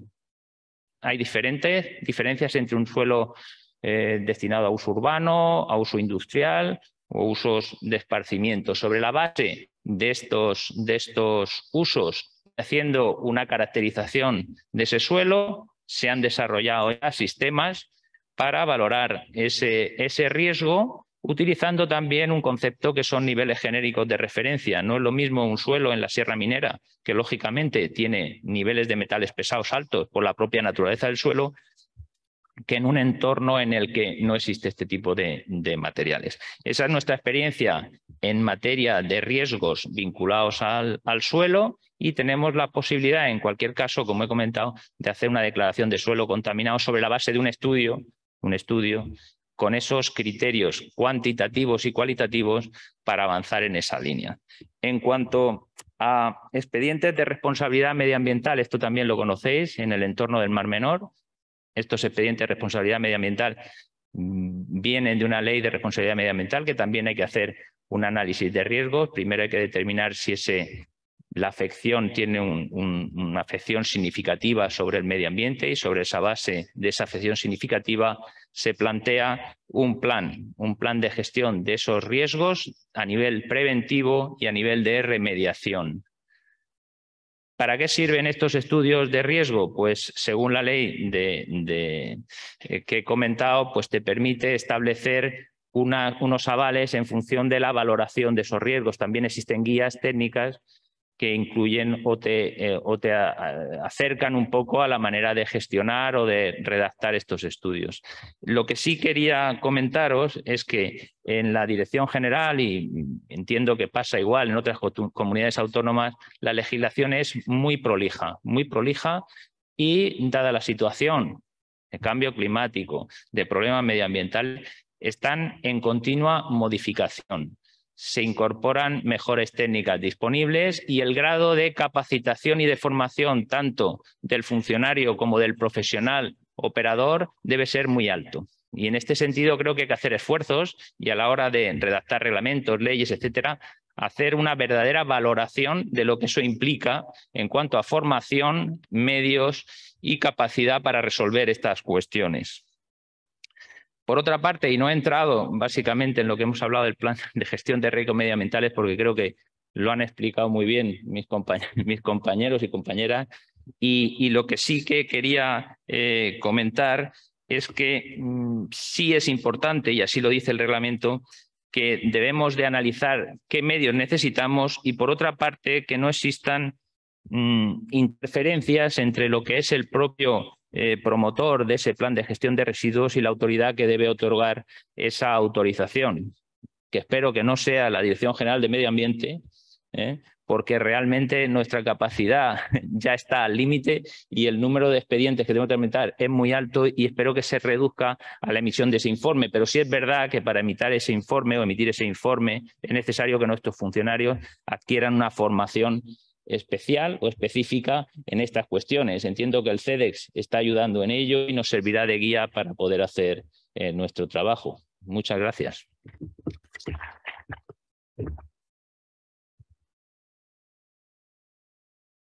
Muchísimas gracias, Paco. Efectivamente, una de las cuestiones bueno, es uno de los problemas que es inherente a la administración pública, y es que normalmente los medios de los que se disponen en los diferentes centros directivos para abordar la carga de trabajo suelen ser bastante bajos, y nos consta que este es un problema importante en la propia Dirección General de Medio Ambiente. Esperemos que la aplicación de esta nueva norma no genere más sobrecarga de la que ya tenéis. Y precisamente hablando de riesgos medioambientales y particularizando precisamente para el uso agrícola, tenemos a nuestro último ponente de este quinto bloque, que es Miguel Ayuso.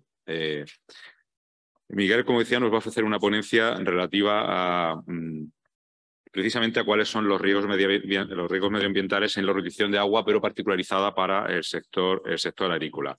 Miguel Ayuso es doctor por la Universidad de Murcia.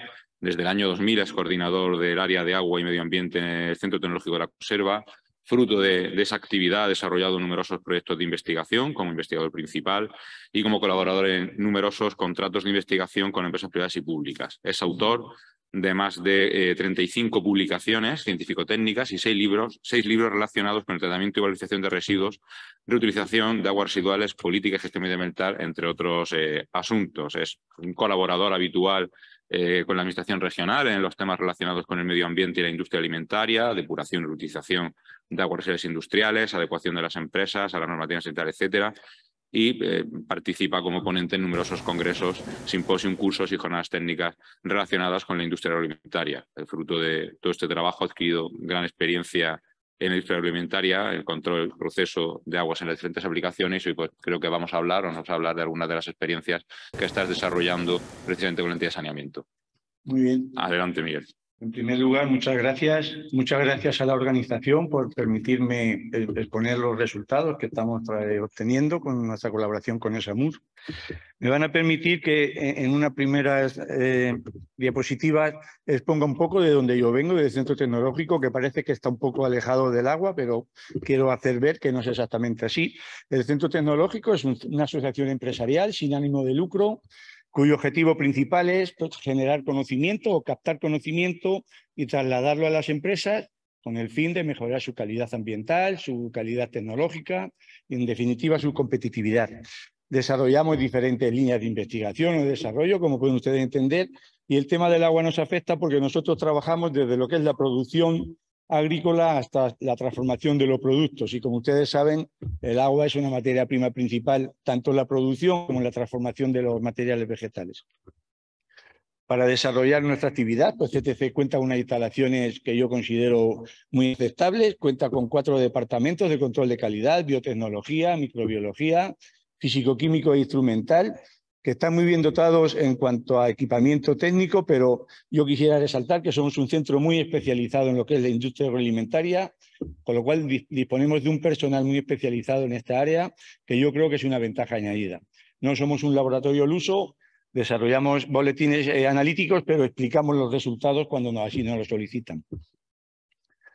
En el tema de servicios tecnológicos, disponemos de una planta piloto que está también muy bien dotada, con equipos de última generación, microondas, ultrasonidos, membranas, agua subcrítica, agua supercrítica, etcétera.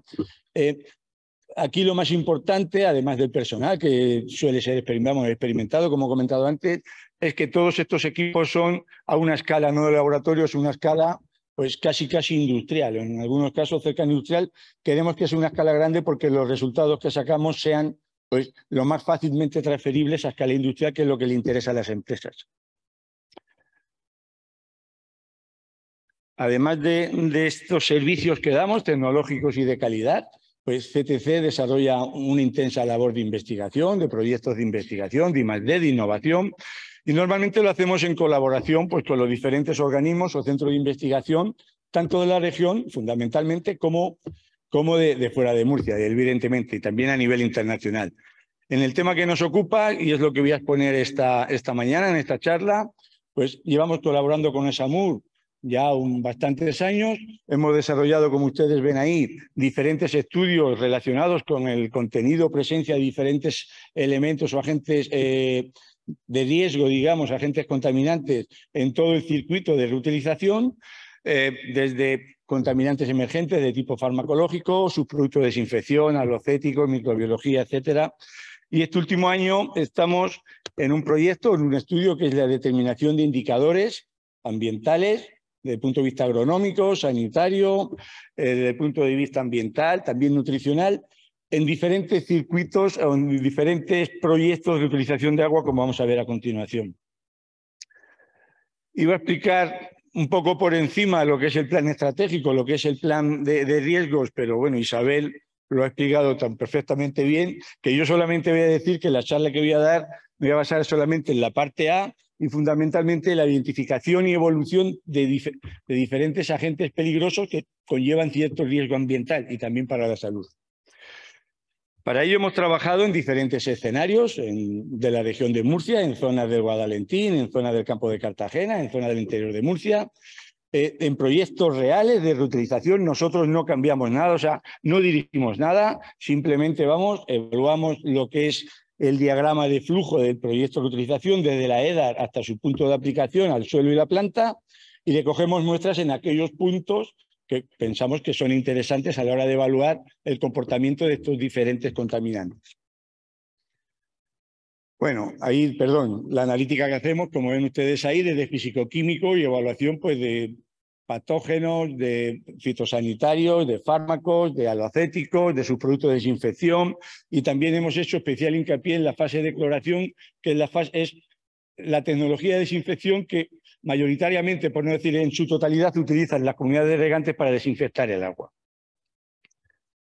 Un primer riesgo que se comenta, y aquí en Murcia es bastante importante, es la posible presencia de nutrientes o de sales en las aguas reutilizadas. Tengo que decir que los resultados, hemos analizado pues, numerosas EDAR, y los resultados dan como conclusión que las aguas que salen de las EDAR, que funcionan de una forma razonable, el contenido en nutrientes, tanto en sus diferentes fases, o sea, elementos nitrogenados como de fósforo, suele ser de menor de 5 ppm de nitrógeno nítrico, amónico, y en el fósforo suele ser menor. No es un elemento de riesgo que se pueda considerar de las aguas depuradas o de las aguas regeneradas, y la barrera es la propia depuración. Una depuración bien llevada a cabo no supone un riesgo desde el punto de vista de adición de nutrientes al suelo.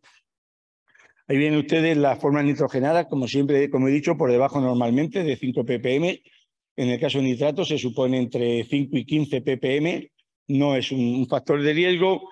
Otro tema es la conductividad eléctrica. La conductividad eléctrica es, digamos, más variable. Encontramos aguas residuales degeneradas que tienen un nivel de salinidad por encima de los 2000, es lo habitual, pero encontramos otras que están bastante por encima de los 3000, y aunque no suponen un riesgo ambiental, sí suponen un riesgo agronómico, porque la calidad agronómica, ayer lo comentó también alguno de los ponentes, que utilizaba este agua para regar los campos de golf. Quiero recordar que de la Costa del Sol decía precisamente que este nivel de salinidad es un nivel que a veces prohíbe o limita mucho su uso agrícola y habría que trabajarlo. No es un riesgo ambiental, pero sí hay que tenerlo en consideración cuando se va a utilizar para riego agrícola.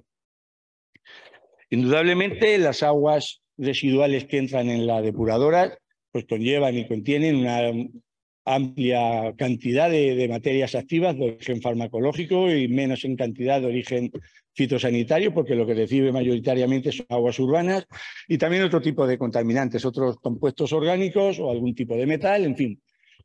Entran en cantidades muy grandes, en concentraciones en cuanto al número de materias activas, en concentraciones casi siempre muy pequeñas, evidentemente.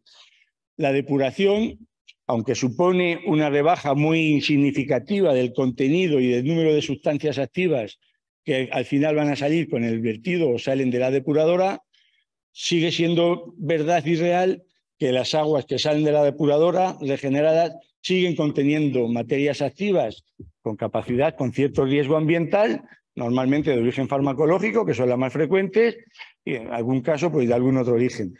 En este caso, las barreras que podemos poner sería modificar o implementar diferentes tratamientos terciarios. Nosotros en el Centro Tecnológico pues hemos hecho pruebas con diferentes sistemas de oxidación avanzada asociados a procesos de absorción con polímeros, con resultados bastante satisfactorios. Ayer muchas de las charlas que oí iban encaminados a tratamientos terciarios para eliminar ese tipo de contaminantes. Es decir, que tecnología hay, es cuestión de evaluar si el riesgo merece o no merece la implantación de sistemas terciarios para eliminarlo o minimizarlo máximo. Decimos que efectivamente la depuración hasta el punto de vertido supone una disminución del contenido de contaminantes emergentes, tanto de tipo farmacológico como fitosanitario, y de otros contaminantes por encima del 90%. Pero aún así sale un número de materias activas bastante elevado en concentraciones muy pequeñas, es verdad, pero de forma continua, todos los días se está vertiendo.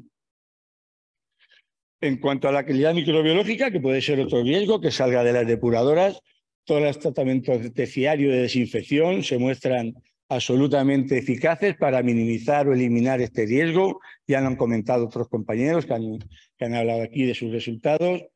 Se rebaja o se consigue calidades en cuanto al contenido microbiológico de patógenos, calidades muy elevadas, pero hay que decir que los sistemas terciarios que se utilizan para desinfección, en algunos casos no generan sus productos de desinfección y en otros casos, como la cloración, sí que lo generan, con lo cual a su vez generan un riesgo ambiental añadido a la tecnología que se utiliza.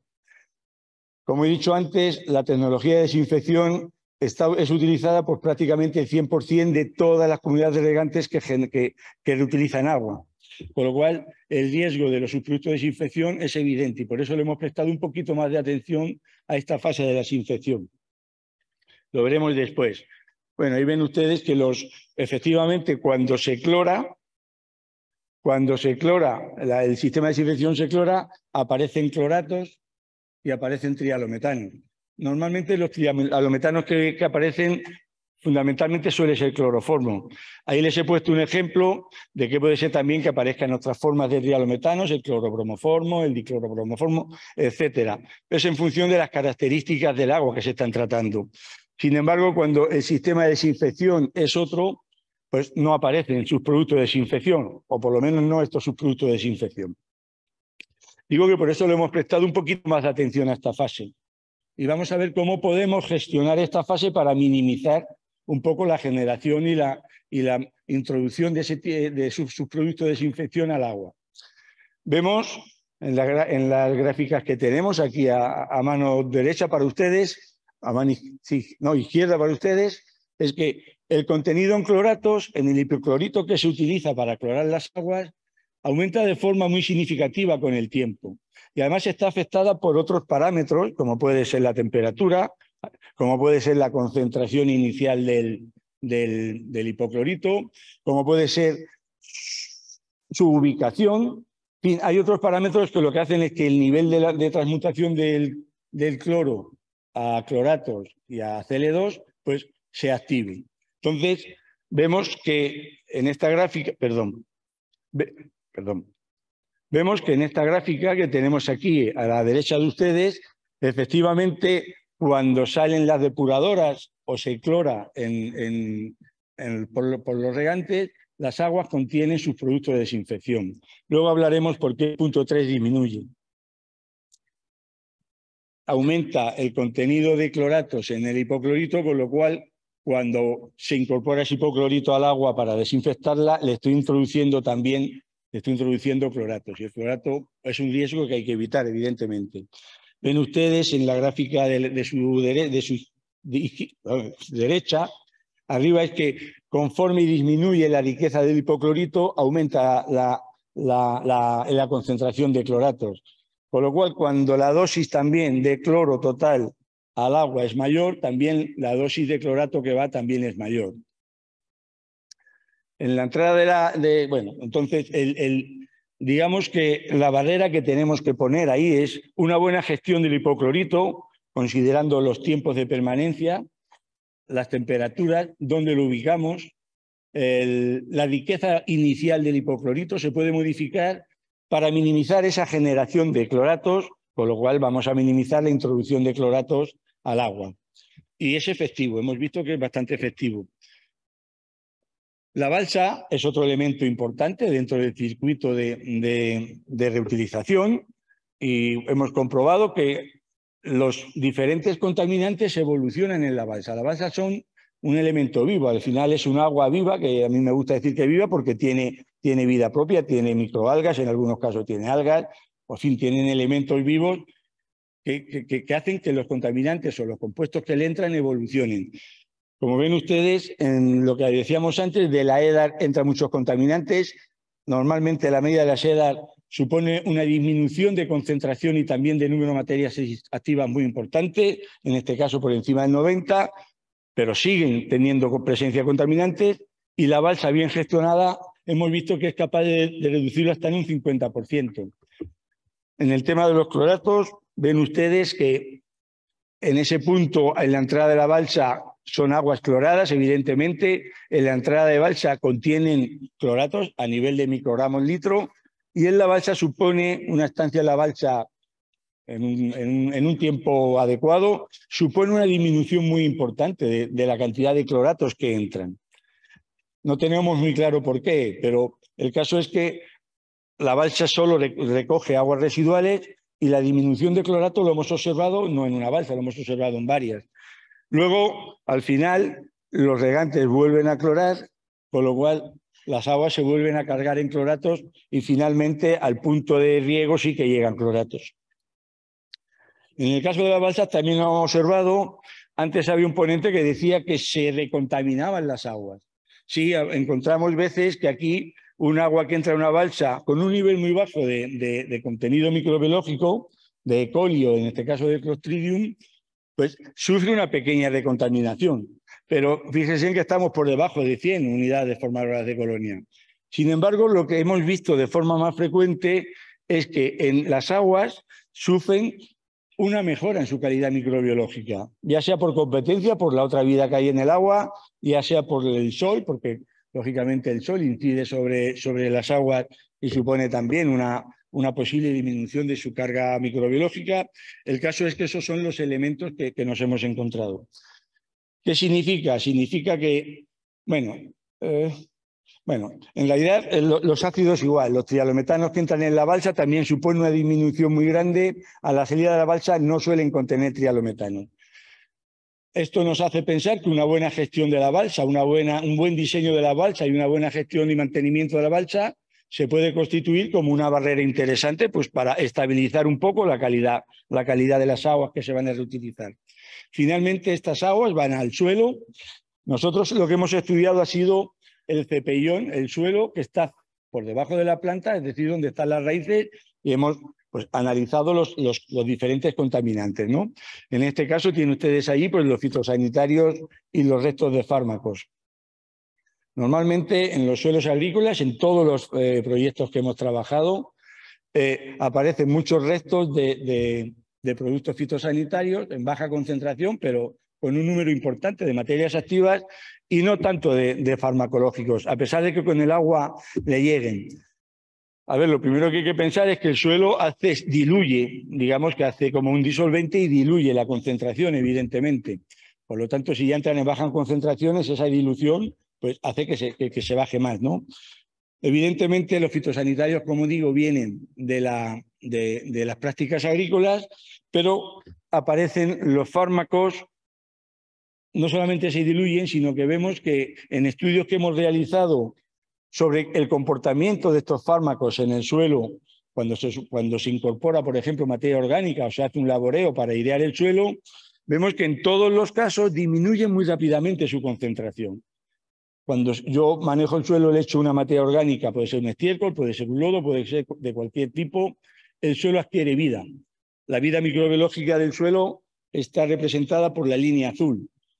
De forma muy rápida, la actividad microbiológica sube, en muy pocos días sube a unos máximos. Y vemos que esa actividad microbiológica que sube, se corresponde con la bajada de concentración de los diferentes contaminantes que hemos analizado. Pero, sin embargo, ven ustedes allí que la carbamazepina no se degrada tan fácil, es más biopersistente. Precisamente es la carbamazepina la que hemos encontrado en el cepellón. Hemos estudiado también, lógicamente, el material vegetal. En este caso es una coliflor. Y hemos visto que hemos estudiado el fruto y la parte vegetal, digamos, hojas y tallos, que no son comestibles. Y hemos visto que vuelven a aparecer una cantidad importante de fitosanitarios que evidentemente no provienen del agua, que provienen de las actividades o de las acciones, tratamientos agrícolas.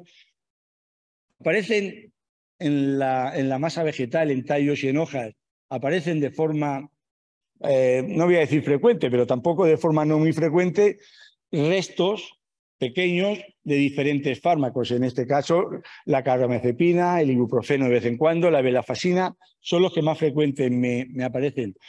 Que además coinciden, el ibuprofeno no lo hemos estudiado, pero coinciden con los que el suelo no es capaz de degradar tan rápidamente como otros. Aparecen en el material vegetal, pero sin embargo ven ustedes que en el fruto, por lo menos en las experiencias que nosotros hemos analizado, que vuelvo a insistir que son experiencias reales de proyectos de utilización, que nosotros no tocamos nada, o sea, no mejoramos, no esquematizamos nada, funcionan como funcionan y nosotros simplemente analizamos. En el fruto, digo, no aparecen restos de plaguicidas ni restos de fitosanitarios. Tampoco aparecen restos de cloratos, a pesar de que sí se le añaden cloratos, porque hemos visto que los regantes cloran en cantidades además que podrían ser mejorables, pero incorporan cloratos al agua, con lo cual se incorpora cloratos al suelo, sí hay una transferencia de clorato a la planta. Y en este caso, tanto en el material vegetal no comestible o no comercial, como en el fruto. Es verdad que está por debajo de lo que marca el nuevo reglamento de la UE para cloratos, que es de 0,06 en el caso de coliflor, y ahí teníamos 0,017. Pero puede suceder que haya una transferencia de cloratos al fruto que sobrepase ese 0,06. Ahí tenemos una barrera comercial, ahí tenemos un riesgo ambiental. Deberíamos de mejorar o asegurar para eliminar ese riesgo. Una de las formas es, como he dicho antes, gestionando de una forma adecuada la fase de cloración, sobre todo lo que es el hipoclorito, que es el reactivo que se utiliza para minimizar la adición de cloratos al agua. Hemos trabajado también con productos de hoja. Ahí tengo que decir que lo habitual es que la presencia de cloratos suele tener cloratos que provienen del agua y del suelo, sobre todo del agua. También suele ser muy por debajo de lo que marca el reglamento. En este caso, el reglamento marca un nivel de 0,7, que es muy elevado y normalmente no llegamos a esos límites. Sí se detectan fitosanitarios correspondientes a las prácticas y actividades agrícolas y habitualmente no aparecen restos de fármacos. Es verdad que sí, en este caso sí es producto comestible. Es verdad que de forma esporádica hemos encontrado algún resto de fármaco, pero no es lo habitual. Desde el punto de vista microbiológico, como los riegos que se practican habitualmente son por goteros y están localizados, no hemos encontrado ninguna incidencia digna de mención. Hay que decir que llevamos 6 años trabajando con proyectos de reutilización. Como conclusiones... Miguel, tengo que pedirte brevedad. Supongo que esta es la última diapositiva, ¿no? Sí. Como conclusiones, decir que se ha identificado y hemos trabajado en escenarios reales y hemos identificado diferentes agentes que pueden ser peligrosos para el medio ambiente. Pero bueno, hemos visto su evolución en el suelo. Los estudios muestran que las aguas residuales que salen de la depuradora no suponen un riesgo en cuanto al contenido nutricional. Sí hay que considerar el grado de salinidad que tiene, sobre todo desde el punto de vista agronómico, no tanto ambiental. La depuración supone, como hemos dicho, una rebaja muy importante tanto en el número de materias activas como en la concentración de las mismas a la salida de la SEDAR. Aún así, las SEDAR es verdad que vierten aguas que tienen materias activas de origen farmacológico fundamentalmente en concentraciones pequeñas, pero que es continuo, su vertido, con lo cual si se plantea tratamientos para barreras para eliminar este posible riesgo ambiental, serían tratamientos terciarios de la naturaleza tecnológica que se ha hablado en esta sala en estos días. Los procesos de desinfección aseguran una calidad microbiológica. No hemos encontrado en ningún caso una calidad microbiológica fuera de lo que sería la norma.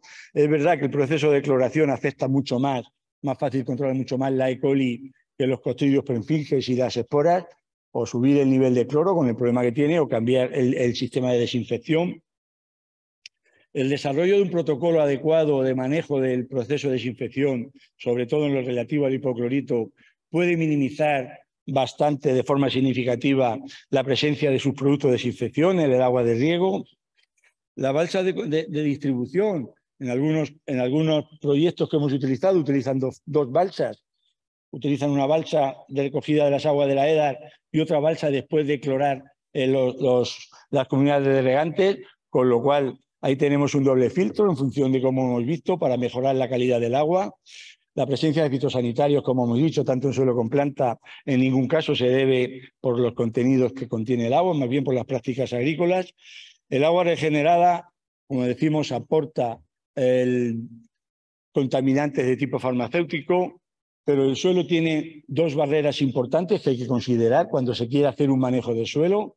Uno, la adición de materia orgánica aumenta mucho la capacidad de degradación del suelo, pero es que además aumenta también la capacidad de retención por la absorción de ciertos contaminantes, con lo cual dificulta su transferencia a la planta, que es precisamente lo que hemos visto. Vemos que sí hay restos de plaguicidas y restos de fármacos en el suelo y que no hay una transferencia muy visible a la planta.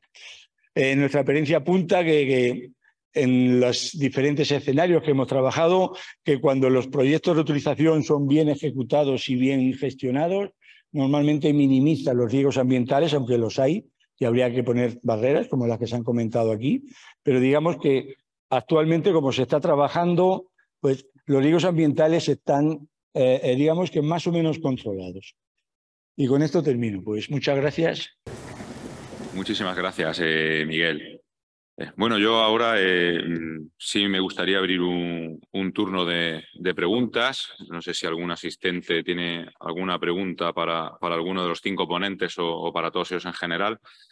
Pero a mí sí me gustaría ser yo el que plantee una primera pregunta, ¿no? Y bueno, puesto que estamos hablando de una nueva norma, de un nuevo reglamento, además en este caso no procede de transposición, un reglamento es de aplicación directa, y junio está ahí, no falta nada.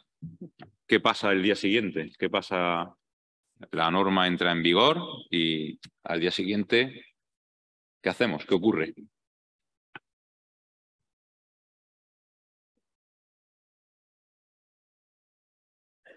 Genéricamente. ¿A quién estás mirando? Pero miro a mi ministerio también fundamentalmente, que está aquí excelentemente representado. Aquí no.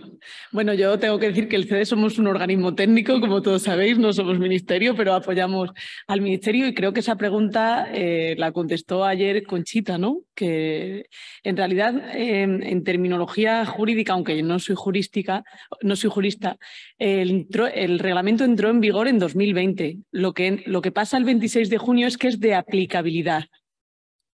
Y eso es lo que yo puedo decir, es de aplicabilidad del 26 de junio. O sea que nosotros estamos trabajando intensamente en todas las cuestiones técnicas para resolverlas cuanto antes y poder dar cumplimiento a eso que significa que es aplicable a partir del 26 de junio. Gracias.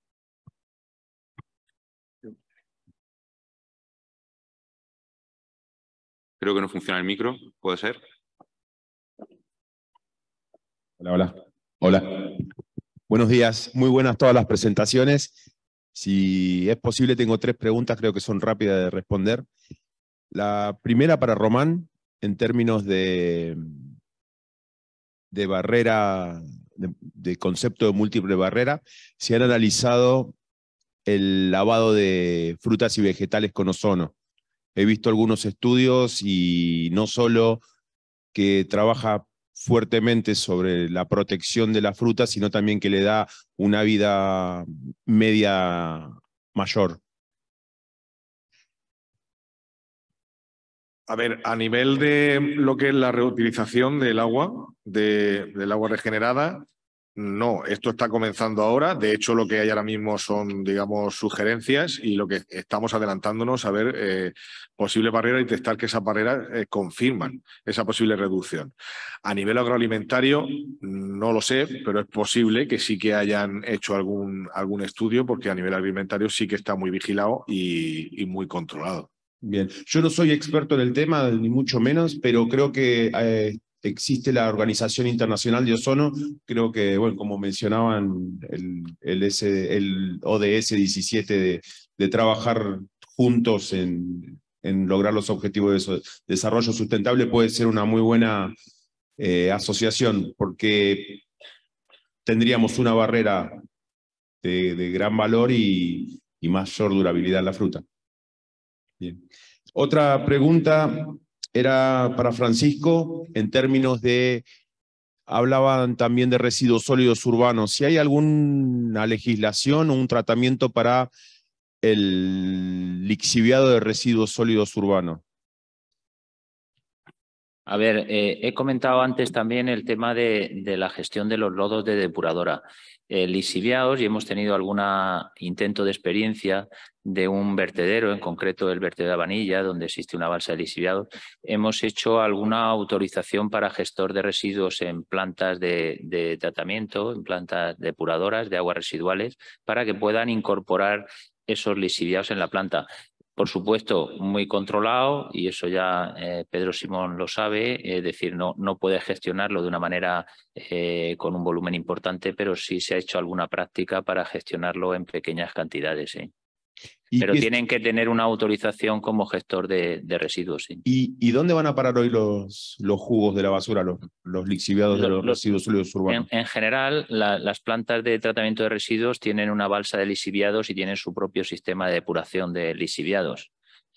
En el caso de Vanilla era un problema que estaba en proceso judicial y no hacían una adecuada gestión de estas cuestiones, y sí que tenían una balsa que creo del orden de los 30.000 metros cúbicos de lixiviados, con lo cual gestionar eso no es fácil, ¿no? En cualquier caso, los vertederos que tienen sus balsas de lixiviados sí que tienen su propia planta de tratamiento de lixiviados. ¿Sí? Bien, y la última para Isabel, en cuanto... Bueno, muy buena la presentación, todos entendemos el riesgo cero es súper atractivo, ni hablar para inversores. ¿No consideran que el